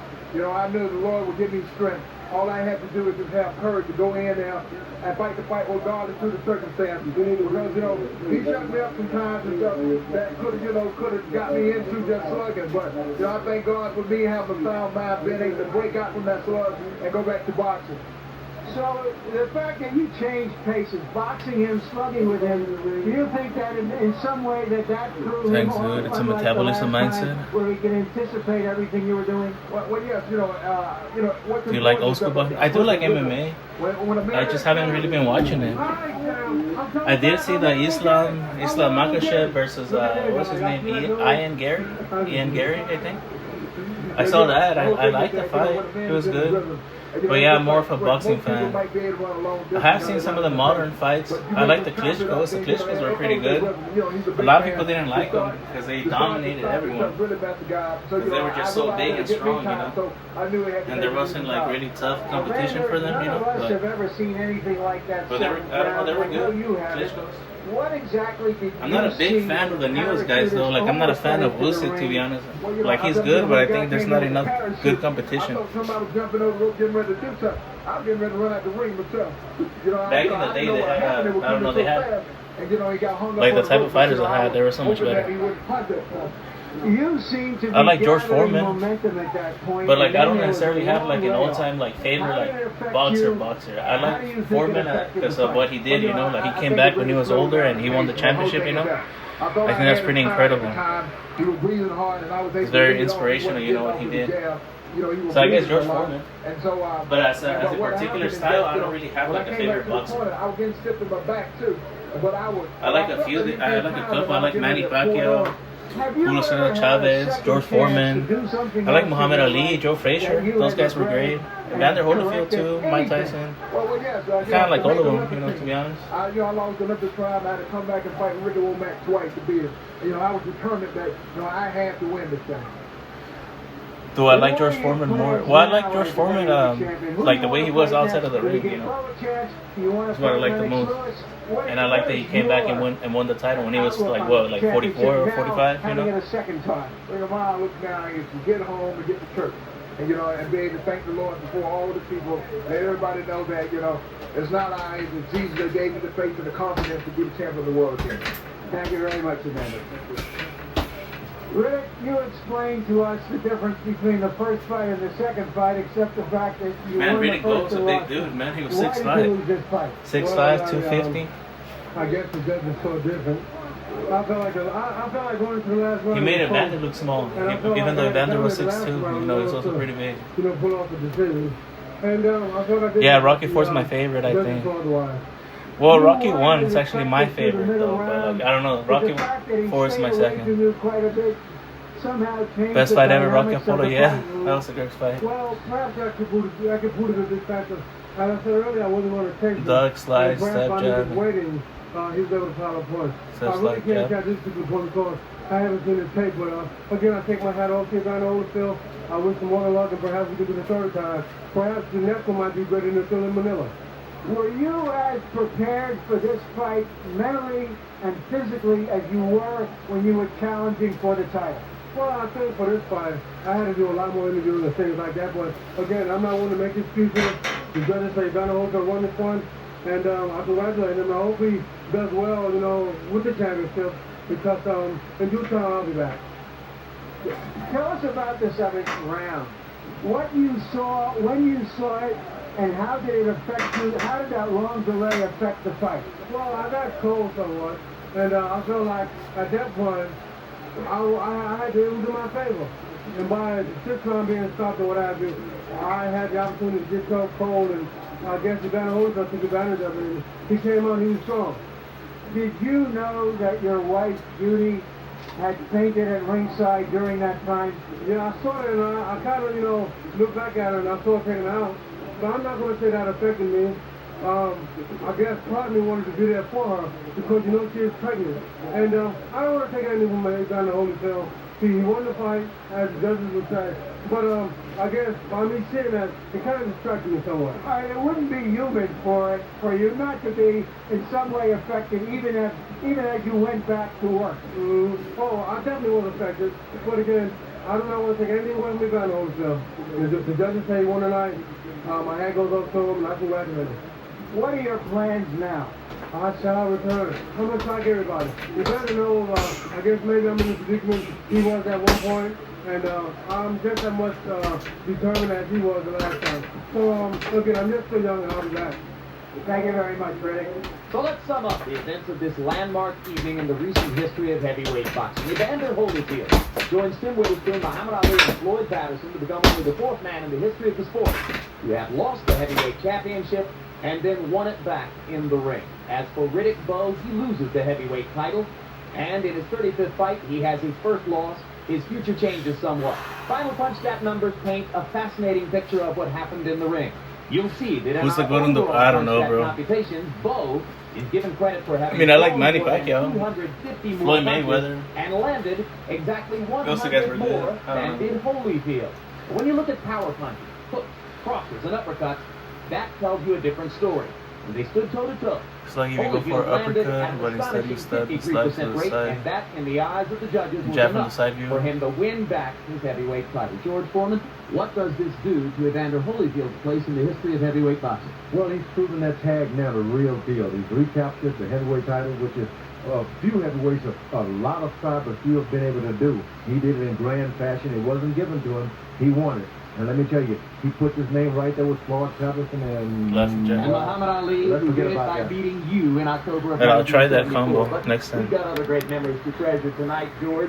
One of them, that Holyfield proved he could beat a man who outweighs him by 30 pounds, and a lot of people didn't think that was possible. Larry Merchant, your final thoughts. Well, I have a few things running through my mind right now, Jim. One of them is, who was that nutball who floated into the picture here, disturbing a great event? What does get into some people? Secondly, perhaps we're now closer to getting a resolution to the split heavyweight championship picture. Evander Holyfield is likely to face Lennox Lewis for perhaps as much as $20 million. Oh yeah, Lennox Lewis, man. Third, Riddick Bowe. I think what Riddick Bowe ought to do is call his architect. You can use it in offensive or defensive defense situation. Out of the bedroom of his new home. And finally, Evander Holyfield. I sit here thinking of the 10th round Stood last back, year slide when to he the was right, staggering or around left, the ring, then jab. semi-conscious it seemed, and afterwards he said to me, "That's when I knew So I they had it." swing, back, The crowd's jab. going crazy. This big kid is throwing punches at him, and what Evander Holyfield is really thinking is, now I've got him where I want him. Jim, fighters like that, you can count on the fingers of a boxing glove. And boxing gloves don't have many fingers. No, I think there's really only one, Evander Holyfield. And in a way, it's poetic that we go back now to where we started exactly a year ago. You have a veteran heavyweight champion. Alright, I'm walking my treadmill for a little bit. A cadre of young contenders, headed by Lennox Lewis and Michael Moore, and yes, Riddick Bowe. And whatever happens next in this topsy-turvy heavyweight division, we'll continue to bring it to you on HBO. But forward instead of Some backwards. final notes. Judy Bowe, 3 months pregnant, taken to Valley Hospital in Las Vegas after fainting during the 7th round delay, was released later that night. Pregnancy intact, and is now resting comfortably at home in Fort Washington. I guess she Maryland. got scared when the guy came in, right? The Had heart fan, whatever. palpitations during the fight and was taken to the Valley Hospital coronary unit. He was moved to a regular room on Sunday and released from the hospital Monday. He's now resting comfortably and cites the strain of Bowe's training camp for his difficulties.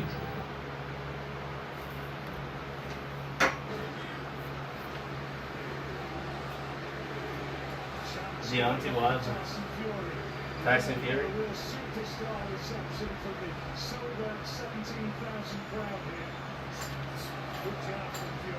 Most of the whole fight.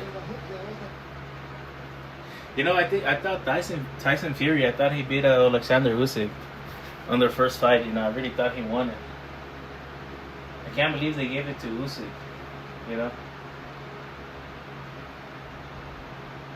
The only round, I mean, he really lost. Like, he lost maybe like 2 or 3 rounds, but he also had that standing knockdown. Tyson Fury, you know. But other than that, he was winning the whole fight. Alright. Yeah, so I'm gonna walk on my treadmill, man.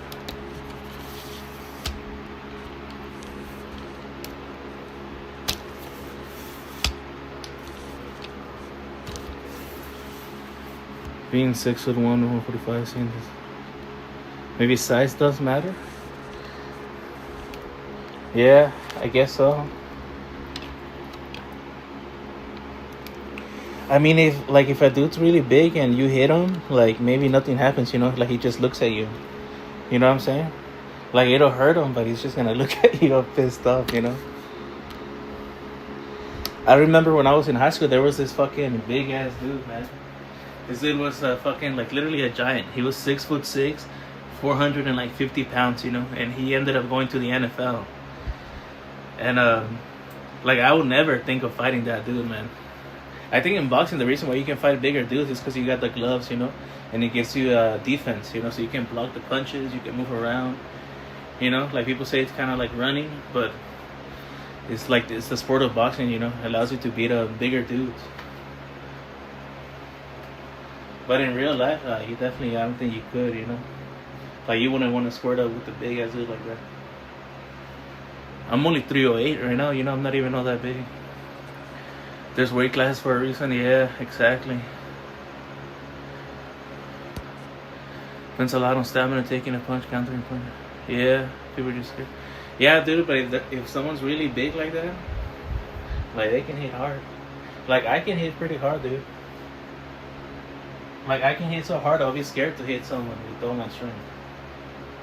I wouldn't want to have to do that, you know.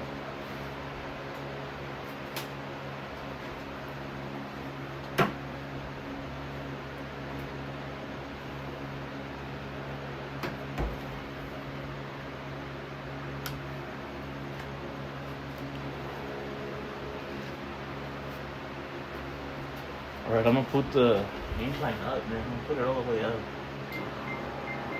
Because if you put that incline up, you build more muscle.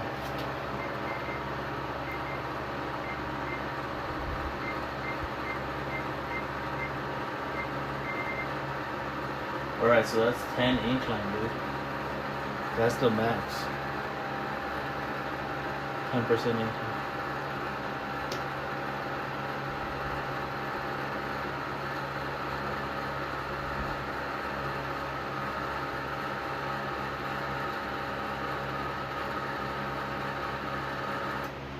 Pretty significant, man. Significant incline. I mean, you can even tell, right? I think on camera, the incline.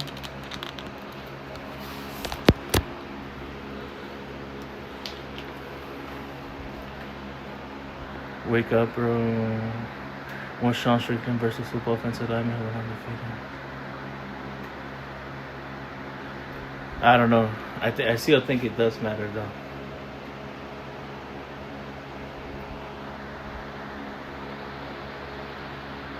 That's how I'm afraid of kill someone.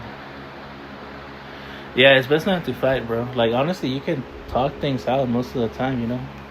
You just gotta let go of your pride, you know?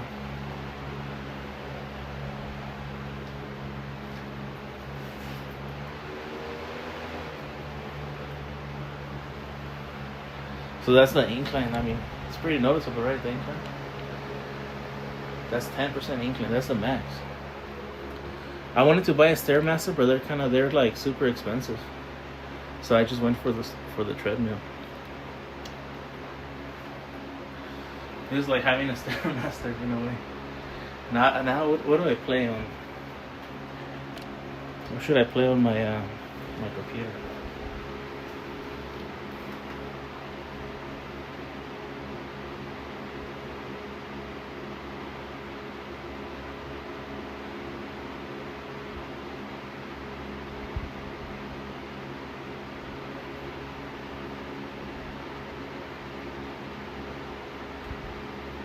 Let's play Art Bell. You guys heard about that boxer who died? I forgot his name, but there was a boxer who took a bunch of hits to the back of the head, you know, and he ended up becoming almost like a vegetable. And he recently died, man. That's pretty sad. I saw that fight and I couldn't believe that ref allowed him to get hit so many times like that, you know. Like, they should have taken away points from the other guy. And the first punch, literally, because it was a really bad punch to the back of the head. But the ref, like, he just let it go on, you know? Like, he got hit like 5 or 7 times to the back of the head, like, really bad.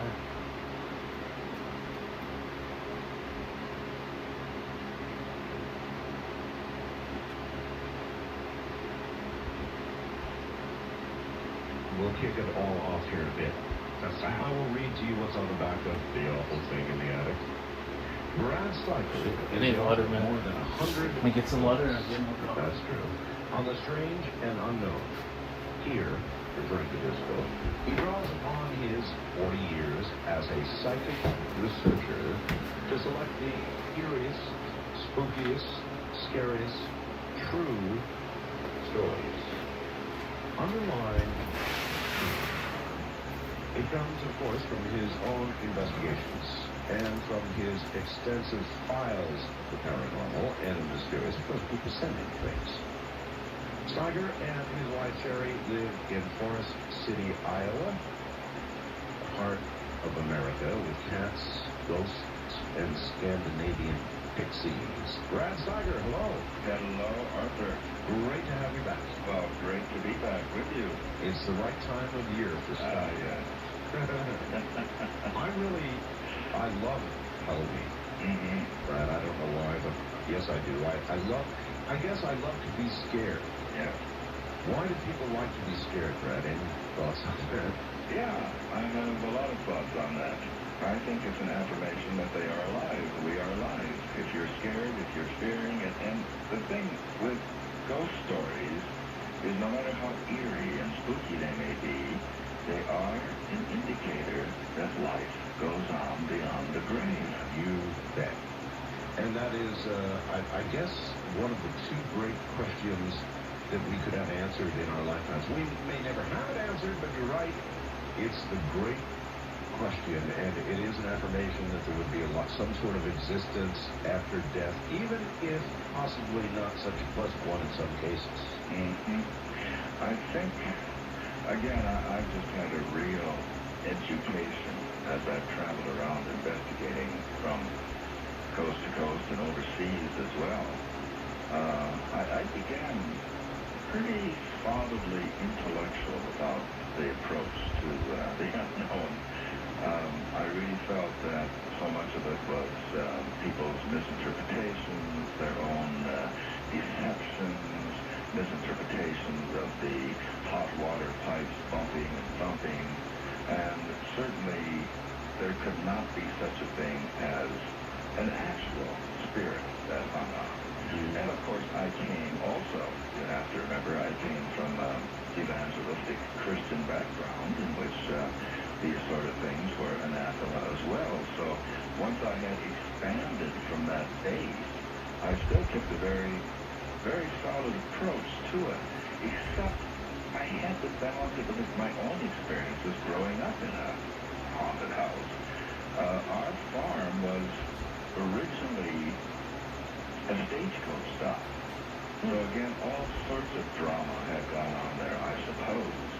And the sounds that we would hear in the middle of the night, and it seemed primarily my mother, my sister, and myself would be up in the middle of the night. What was that? Did you hear that?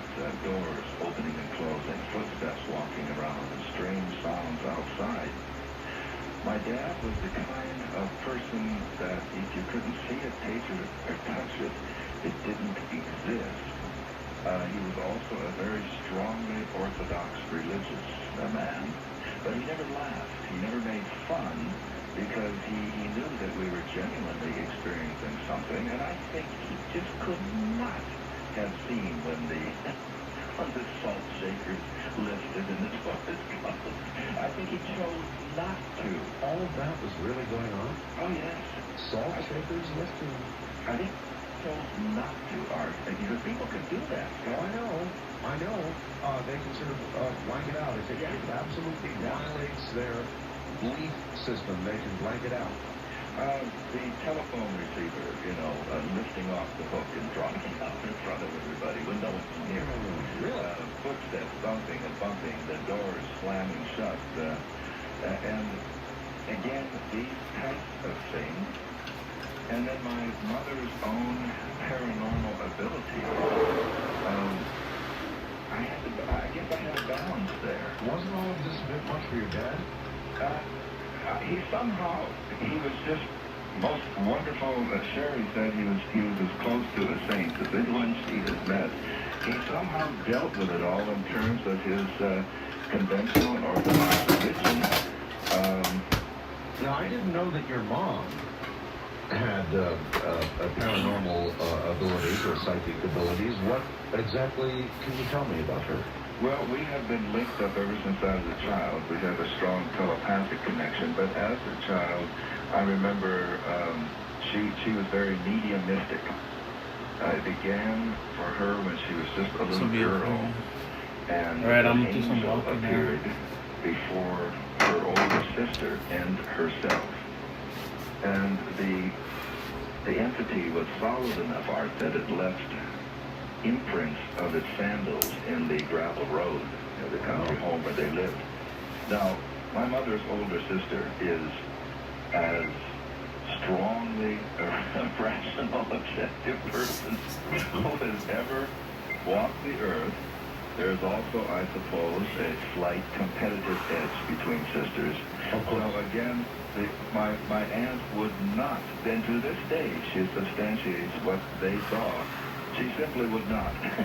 She had not. How does a person how do you say it was an angel? That's their interpretation. The entity was dressed in a robe. It was glowing. It walked down the lane of their neighbor, or seemed to walk. And next thing they saw was the shadowy form of their neighbor walking with the angel, and the man died. Wait, let's try something else. So what they in essence saw was not championship an angel of death coming to take a soul home. Me, no, I don't have any championship bells on 30 p.m. I will get up out of bed and I will close a closet. My wife thinks it's a riot.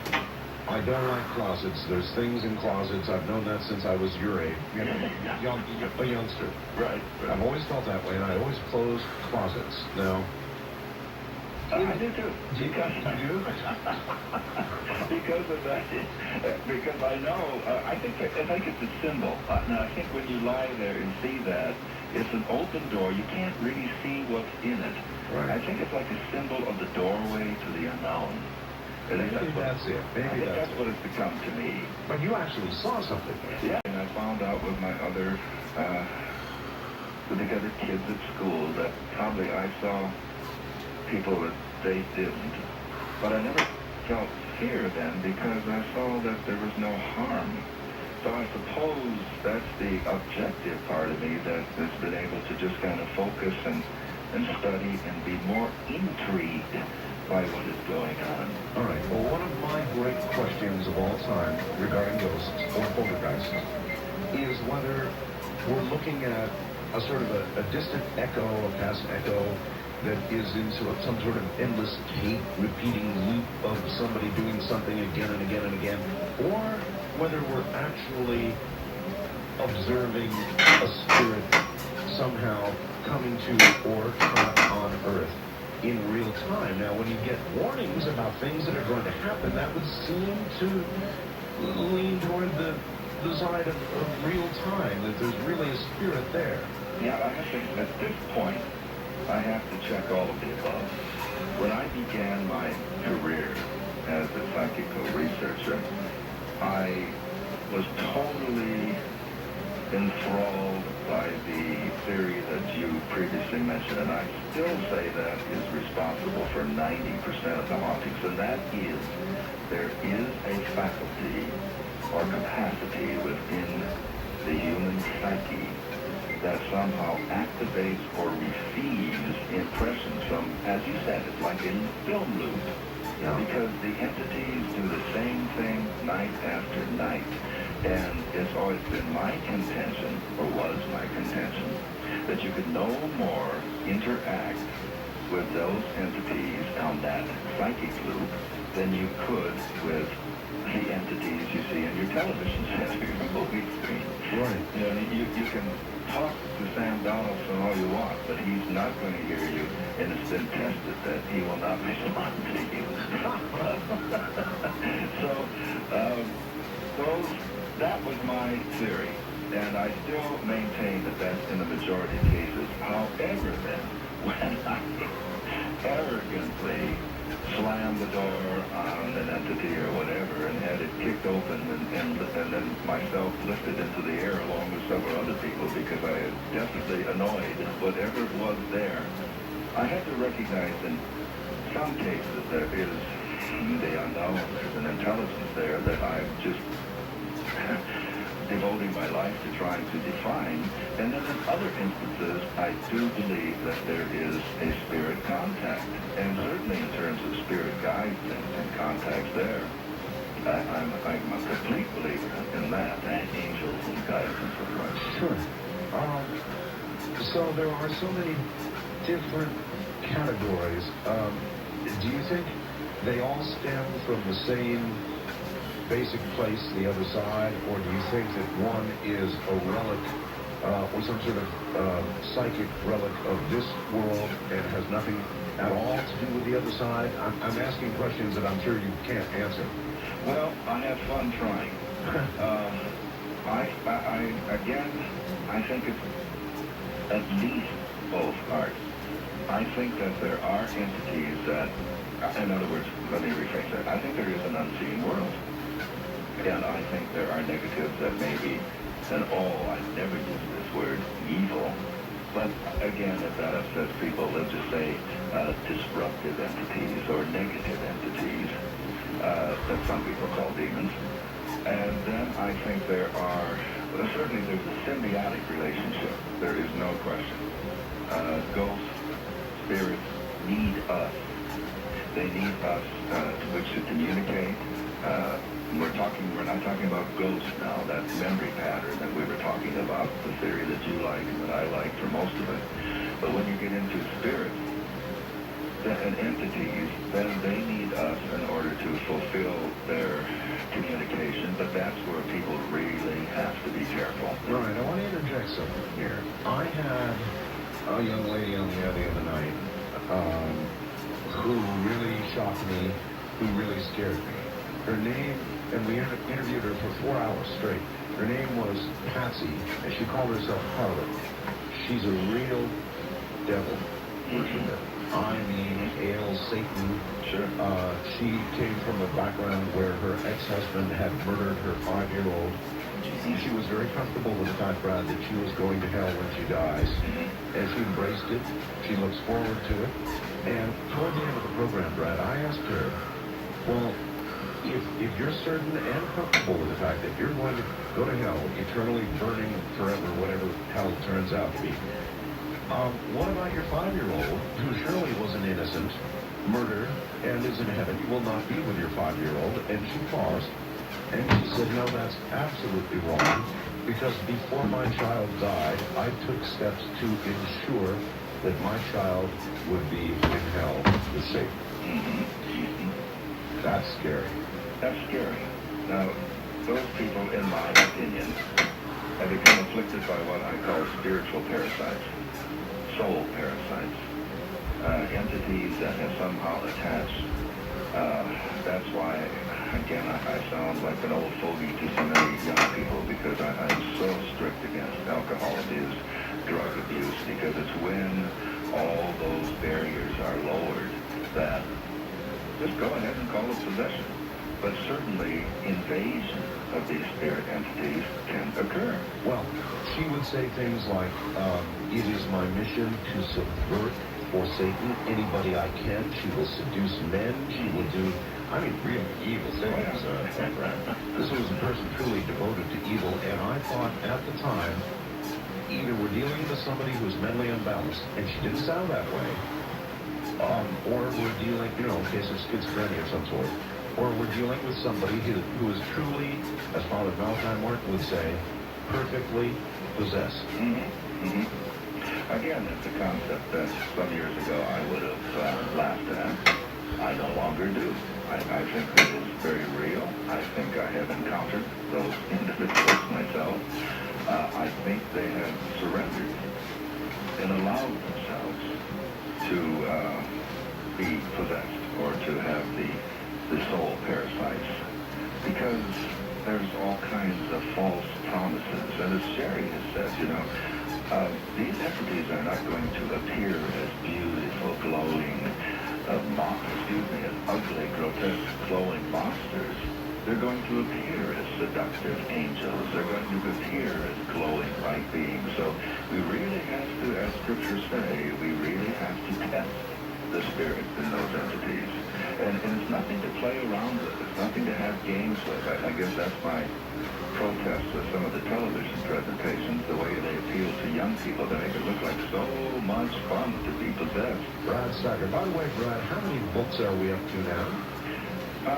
Interestingly, I was just asked to count them for someone who was putting together a bibliography. 139 published and a couple yet to come out. So I guess we can say 141. Once again, I've got to ask, how do you do that? Oh, I'm just so happy in my work. Just so happy doing what I'm doing. And I guess I think that's my mission, is to communicate with people in the printed form and through venues such as your wonderful radio show and some of the television appearances we do. I just think activating people, stimulating them. I've never, as you know from reading my books, I don't try to convince or sell anyone. I just present and allow people to make up their own minds, because this is important material. It really affects who we are.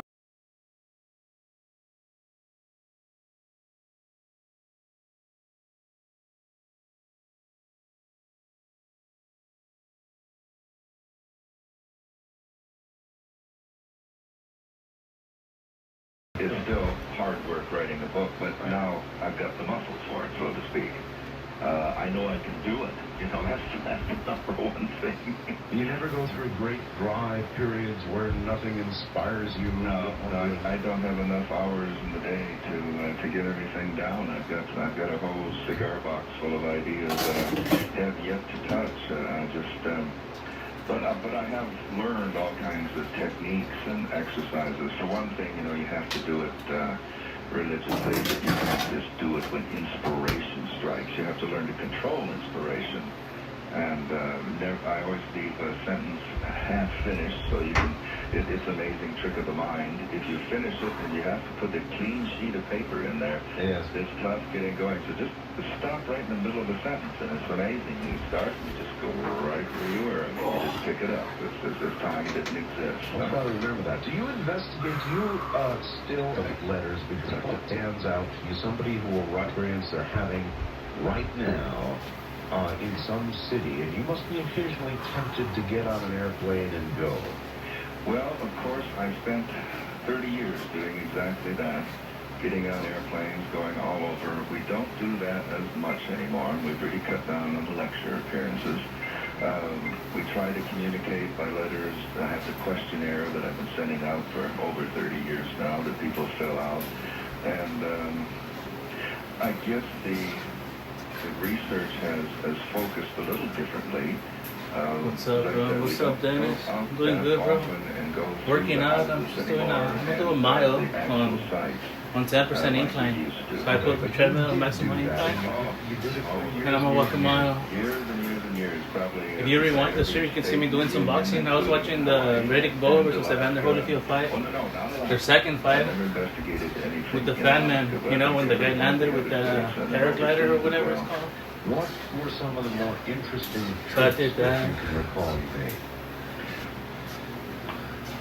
Oh, there's so many. Slimming down, thanks, yeah. One trip, this was a situation where Sherry and I did go out, so we still do it from time to time. Okay.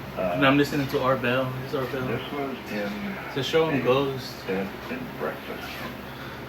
And we'll just say the Northwest for now. Okay. Do you usually protect generally sources, Yes. people they'll change names for that famous yesterday. Yes. Because real estate values and all these things. That's very true. That's any incidents of haunting. That's right. When even the National Registry reports which houses are haunted, you know. So, no, we do protect the anonymity, which is why I'm saying it this way. Okay. I wouldn't even tell anyone unless I had a release. And then I would I'd probably change the name anyway, even if the person did. Sure. Because people change their minds. Early in my career, I had that experience with it. No, write about it. And then someone gets remarried, and the spouse says, well, I know what. I mean, Right, I'm trying to do a mile, almost like half a mile, so I'm halfway there. Sure.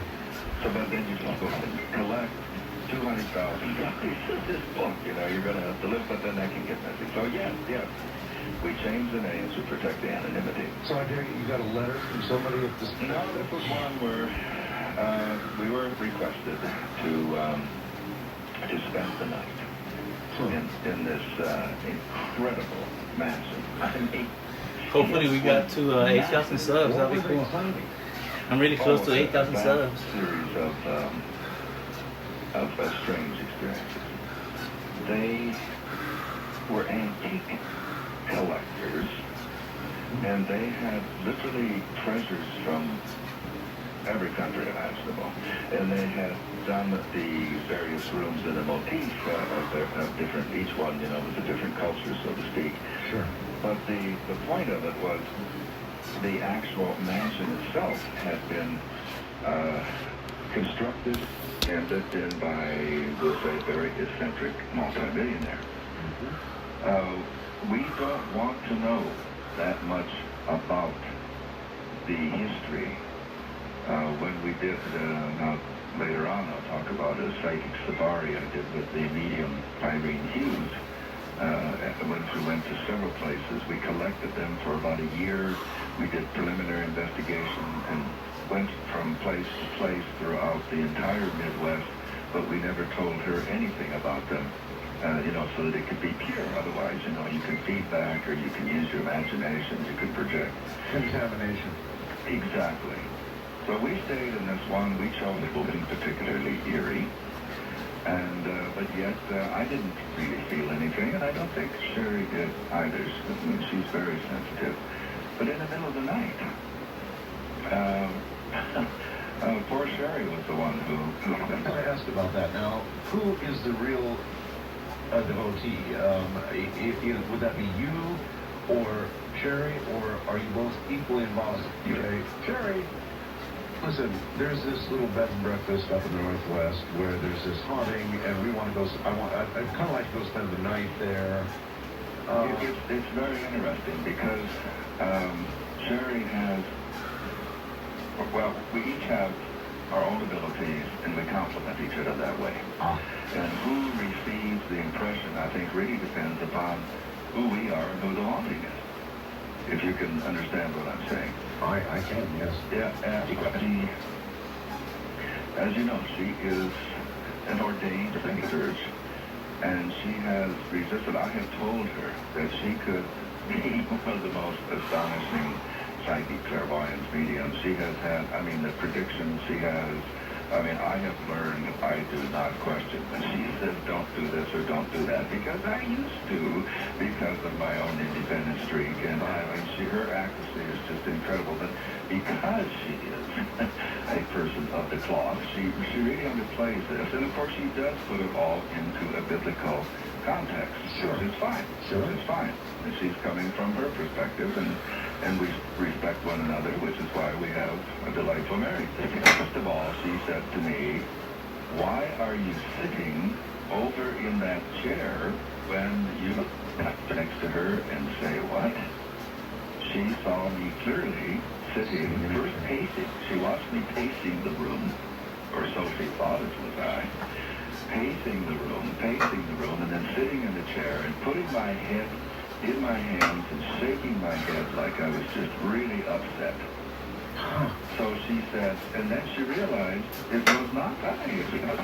So she described it to me, and she says, oh, what an eerie feeling, you know. I'm talking to you across the room, and then I feel you beside me. Yes. And this was in the original bed. It was a huge thing, you know, so stuffed, something I would not normally sleep in.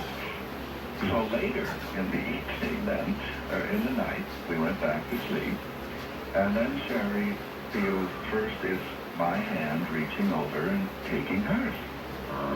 And she feels his hand, and then feels his hand, and first she thinks, you know, that I'm reaching over, you know, as married couples will do. And then she realizes that's not my hand. It's a little hand. A little hand. And then she sees it glowing is this hand and arm, the forearm and arm of a baby, of an infant. And it's holding her. Now, I went on earlier the next morning and spoke to before Sherry came down. Okay, well, the essence, what we're talking about here, Art, is that was the room in which the baby died. The husband and wife were distressed. The husband was pacing off and reached out finally and touched its mother's hand for consolation and then died. So many people have reported seeing the man pacing and then feeling and having touched and having the baby's hand reach out and touch it. Now, you see, if we had known that first, you see what I'm saying? Of course, it would have been a total contamination. Well, right. Then we'd say, oh, we experienced that last, and then whether we did or we didn't, people say, well, you know, it would be, but that's why we don't want to know. We want to know things are going on. Well, of course, the fact that it is. But again, I was thinking of the Egyptian trip that you just received. When you lay down in that sarcophagus in the king's chamber, there aren't words. There aren't words. We had a manifestation when I went with a small group. Good for you. Thank you, Lava Turtle. An incredible Appreciate it. sound permeated the entire king's chamber, and one of our party disappeared. You really disappeared? We found her. Oh, we didn't know what to do. Called her husband back in the States. We notified the embassy. I mean, we were in a panic. I mean, she disappeared from the king's chamber. Finally, about 2 weeks later, we found her living in Cairo with an indigenous couple who had treated her very kindly and had literally found her wandering the streets. What? Yeah. But did she have memory of, She was very easy. She only knew I suppose she must have somehow, under our very noses, fled to death. That's not an easy place to get up and down. oh no. Were you, I was laughing, but I can hear your heart could survive. That's exactly right. In those temperatures, with that climb and all those people, absolutely correct. And I will try, Brad. I've got Lyme sarcophagus. Nobody else was willing to do it, as a matter of fact. So I did, and Why am I not surprised? I said some words while I was in there, and it stopped me cold because there was an incredible, this is where it gets hard, a resonance that was more than a resonance. I could feel it in sort of every fiber of my entire body. There was definitely something happening there. And Dehydrated, yeah. It was a total body. Yeah, drink some water It right wasn't now. just an echo. I mean, there's a certain acoustic something or another in the King's Chamber, of course. I'm doing a mile, and I'm at like, much more than I'm that. at six, It was I'm at exciting. 0.63 I can only miles. imagine what it would be like 0.63. to go up there, say in the middle So of I the just night think when I've been there's more, nobody around and spend like 2 or 3 or 40% 4 more to go, hours you know? in that sarcophagus. I'm not 0.4 saying I'd be miles. willing to do that. Well, I think you'd really have to be prepared, you know, psychically, spiritually, emotionally, psychologically, etc., etc., etc. The sound that manifested, we tried to have numerous people try to analyze it, and it just goes right off the spectrum. It's the eeriest thing. Well, the sounds and the resonances in that chamber go right off the spectrum anyway. There are people with actual audio gear have gone in there and measured. Yeah. And it's totally bizarre. But this manifested, it became just so piercing. In E.T., when at the very end, Elliot touches Nicholas. Right. There's kind of a... That's what occurred in the King's Chamber. And it was just an incredible experience for everyone there. But I guess this one poor individual simply could not take it. And I guess somehow she managed to just poof from right in the middle, because we're in a circle holding hands. And suddenly she's gone. And oh, what a frightening experience! But then she had been found by this very kind native couple, there, Egyptian couple, and taken home to their home For 2 weeks. Yeah, it really is. It was a frightening experience, you know. You definitely confirmed. Now, everybody should know, and everybody, particularly the group leader, tries to keep everybody together. Oh, absolutely. So you know for sure that she had made it to the King's Chamber. Oh, yes. Because as you say, you know, you count noses. Sure. And in this case, just as I assume that, you know, you and Ramona were kind of the, even though you had a guide and so forth, you were kind of the figurehead, the mucky mucks or whatever. Well, we had Zoggy and Owasso with us. He was right. Mucky muck, really. Right, but I mean, certainly, I suppose you felt a responsibility in a sense. And certainly I did. So, you know, this was something where I would count noses and the Egyptian guides. And she just... You know, it was a horrible experience, because how do you phone home and tell a husband, sorry, your wife disappeared in the King's Chamber. All right, Brad. Morning, everybody. Brad Steiger is my guest as we enter the realm of Halloween. Speaking of realms, you might want to take a second and check out the live studio cam photograph. I'll leave that up for about 30 minutes.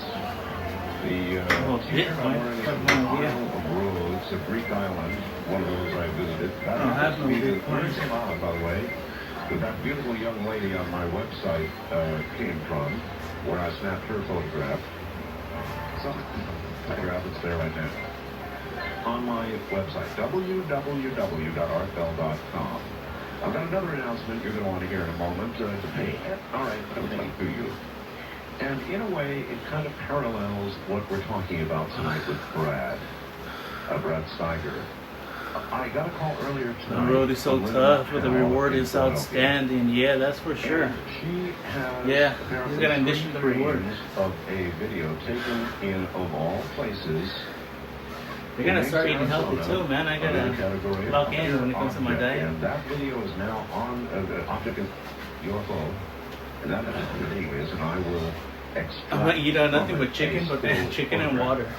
Then for at least 3 days, you know. Earlier today, to make this a double. That would go a long way, you know, helping me look better. I don't know much about Bitcoin. I heard that it's going up, but I don't have any Bitcoin, so it doesn't really matter to me, you know.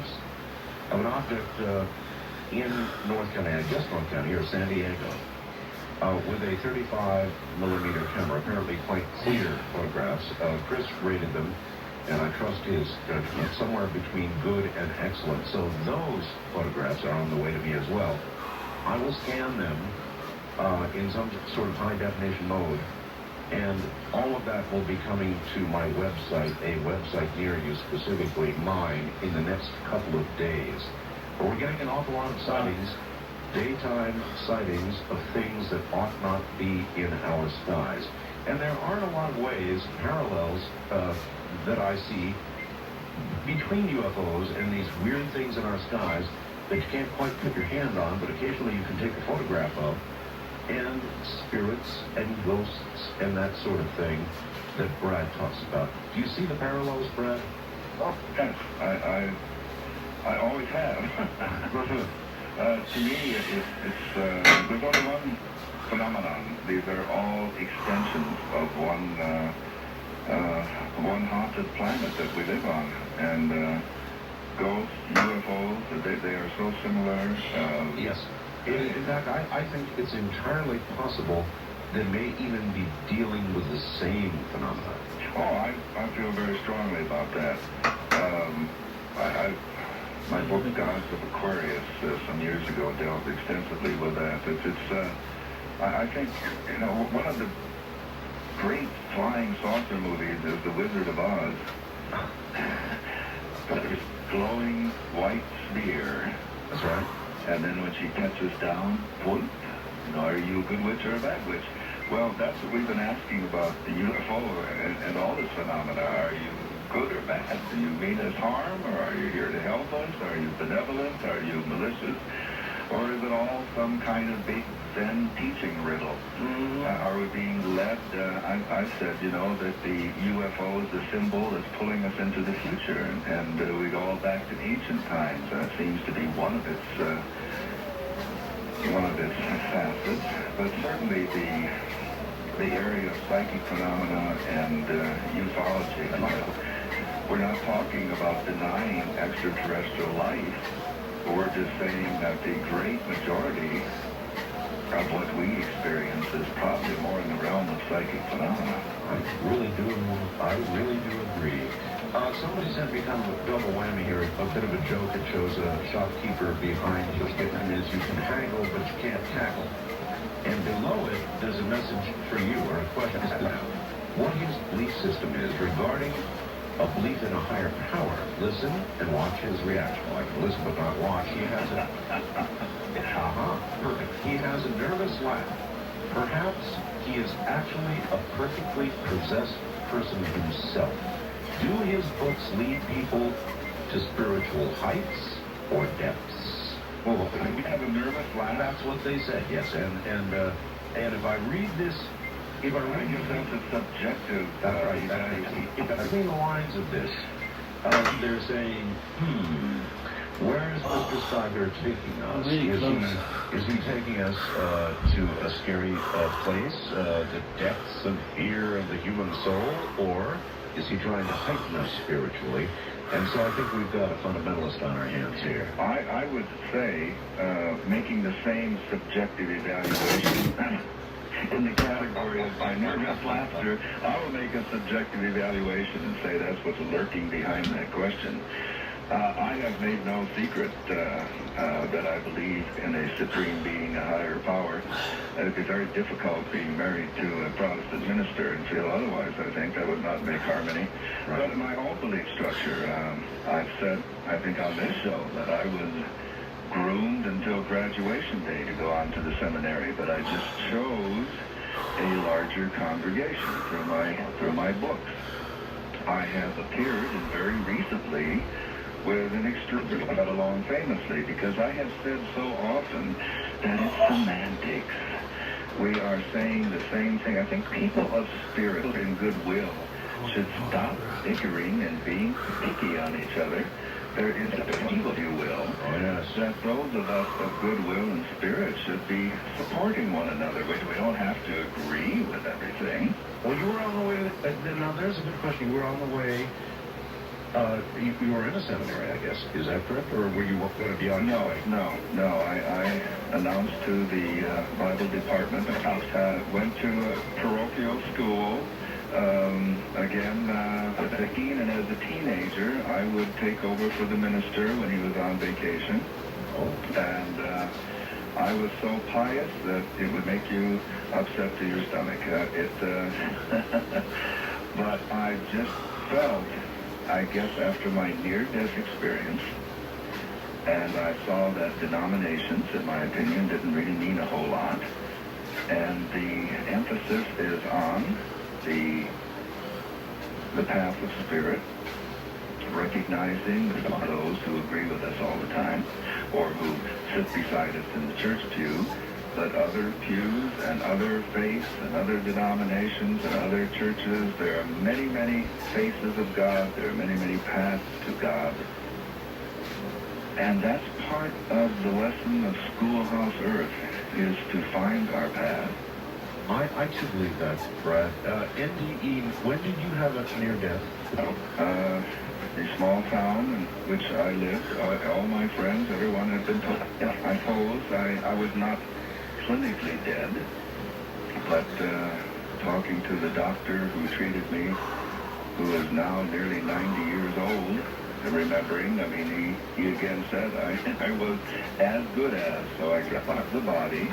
What everybody's going to want to know, what had happened to you. You've got to recall, and I think I recall this story before on many new affiliates. Right. Many people will not have heard this. So. Well, I'll tell it quickly because I, as you say, I have told it before, and I don't want to be repetitive here. But I'm an Iowa farm boy. I'm a country boy, and so we were rushing to get our chores and our tasks finished so that we could do something very rare in those days, eat out to celebrate my parents' anniversary. And I did a very careless thing to hurry. Haste makes waste. Haste can also kill you with some farm machinery. And I actually fell into the scalp and head practically torn off. And I found out then that it doesn't hurt to die. It felt nothing at all. What everybody says who has this experience, it doesn't hurt. I was then moving toward this beautiful light. I realized I was dying. Thank you, Jordan. I had a moment of panic I'm almost and fear, done. and then it almost Just doing a mile. static calm came I'm over at me. 0.9 miles right now. I saw something that I cannot put in the pictures I've seen. 1 mile at 10% Sherry AP. was doing a healing seminar, and she was using some slides of fractal geometry. And the closest I saw then was kind of like, I saw a symbol, I saw a kind of gem that somehow conveyed to me that there was a meaning and a purpose to life, and that if I did go into the light, it didn't really matter. Life would go on. The Western world and civilization as we know it would continue without me.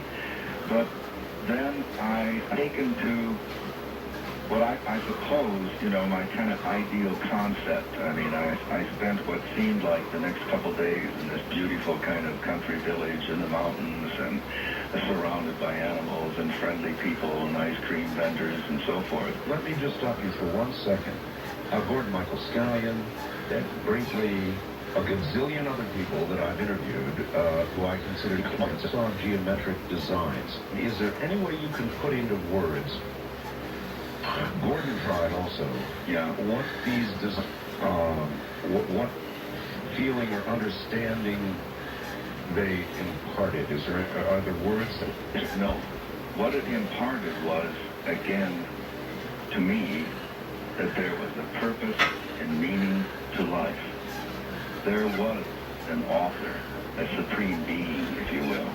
There was a purpose and a plan to life better. And that I had been a part of it, perhaps I would again. It was undecided whether I was going to go on at that point or not. I first revived, I was in and out.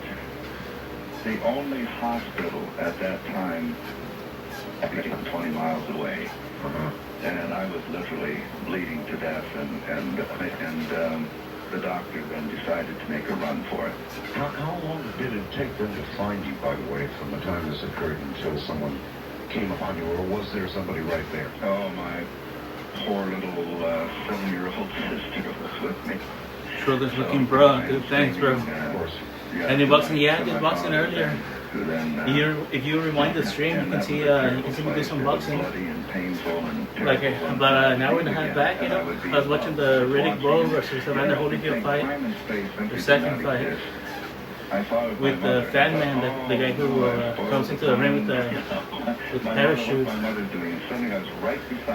So I did a little bit of boxing then. I didn't hit the back to her because it was late, Like right now it's 4:44 a.m. Double feature cowboy movie tonight. What are they doing? And I was suddenly beside each of them as Then tomorrow I'll do a live stream in the evening, before it gets too late. as I say, And I can hit the back hard. I'm watching Art Bell.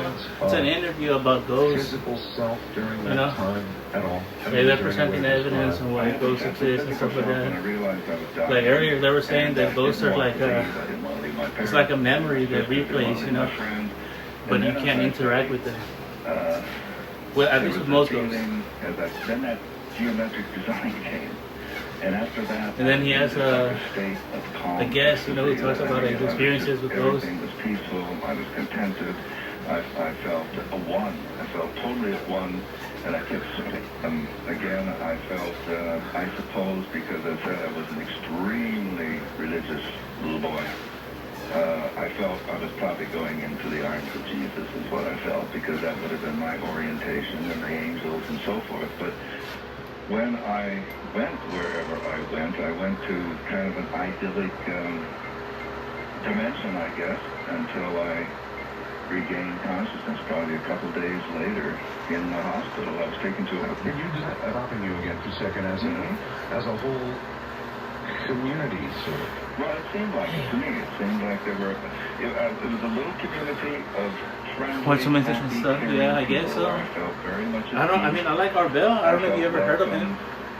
He also has interviews where he talks about Bigfoot and stuff like that. Which again, whether that was an aspect of heaven or an aspect of my idealization. So this guy had a near-death experience. I can't say. He was like cleaning up some Ford machinery and he fell into it, you know, and he almost got like decapitated. We may take our own conceptions and desires, but I regained consciousness. He said he saw Jesus, I guess, kinda, but and he made him stop believing in God, though. Child in the room with I don't know why exactly. Sense that I had been Art Bell, A-R-T. there. B-E-L-L. So take off the E and years add old, with my A-T. head completely covered with bandages and just a little speech for me to speak, to tell those parents I'll where show you their right now. little girl was going. Wait, I'll show you. That it was a beautiful place. That's Yes, Art I Bell. began my ministry in that hospital at age 11, comforting the parents. So that's Art Bell. By the bedside of the dying daughter. Wait. This must be... No, they seemed very conversant. And I haven't said that much. They just seemed to sense that I had been there and back. Wow. What I mean is the nuns obviously deal with this kind of thing. So that's his name, Art Bell. So they must have known that you knew. Hidden for decades, an interview that explains what ghosts are real. Just knowing, and then The name of that show. They asked me if I would speak. The priest had been there, the nuns had been there, and then they asked if I would. Check it out, yeah. It's definitely worth checking it out, you know. Especially if you've never seen Art Bell, like you never listened to him before. It's pretty cool, you know. Again, I put it also, of course, because as I said, Eventually you'll probably get bored because the shows are kind of similar, all the shows. But after all, But it's fun at the start. Obviously Roman Catholics, so they certainly understood and responded to that. Oh, that's quite a story. Brad Steiger is my guest, and here is a question for you, Brad.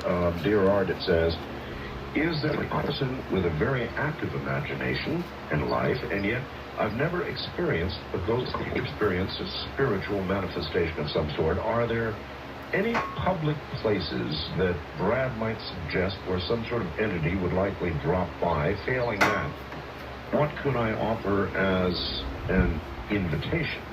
That's from Ian in Tucson. Well, so often I get quite the other query, of course. How do I get rid of it?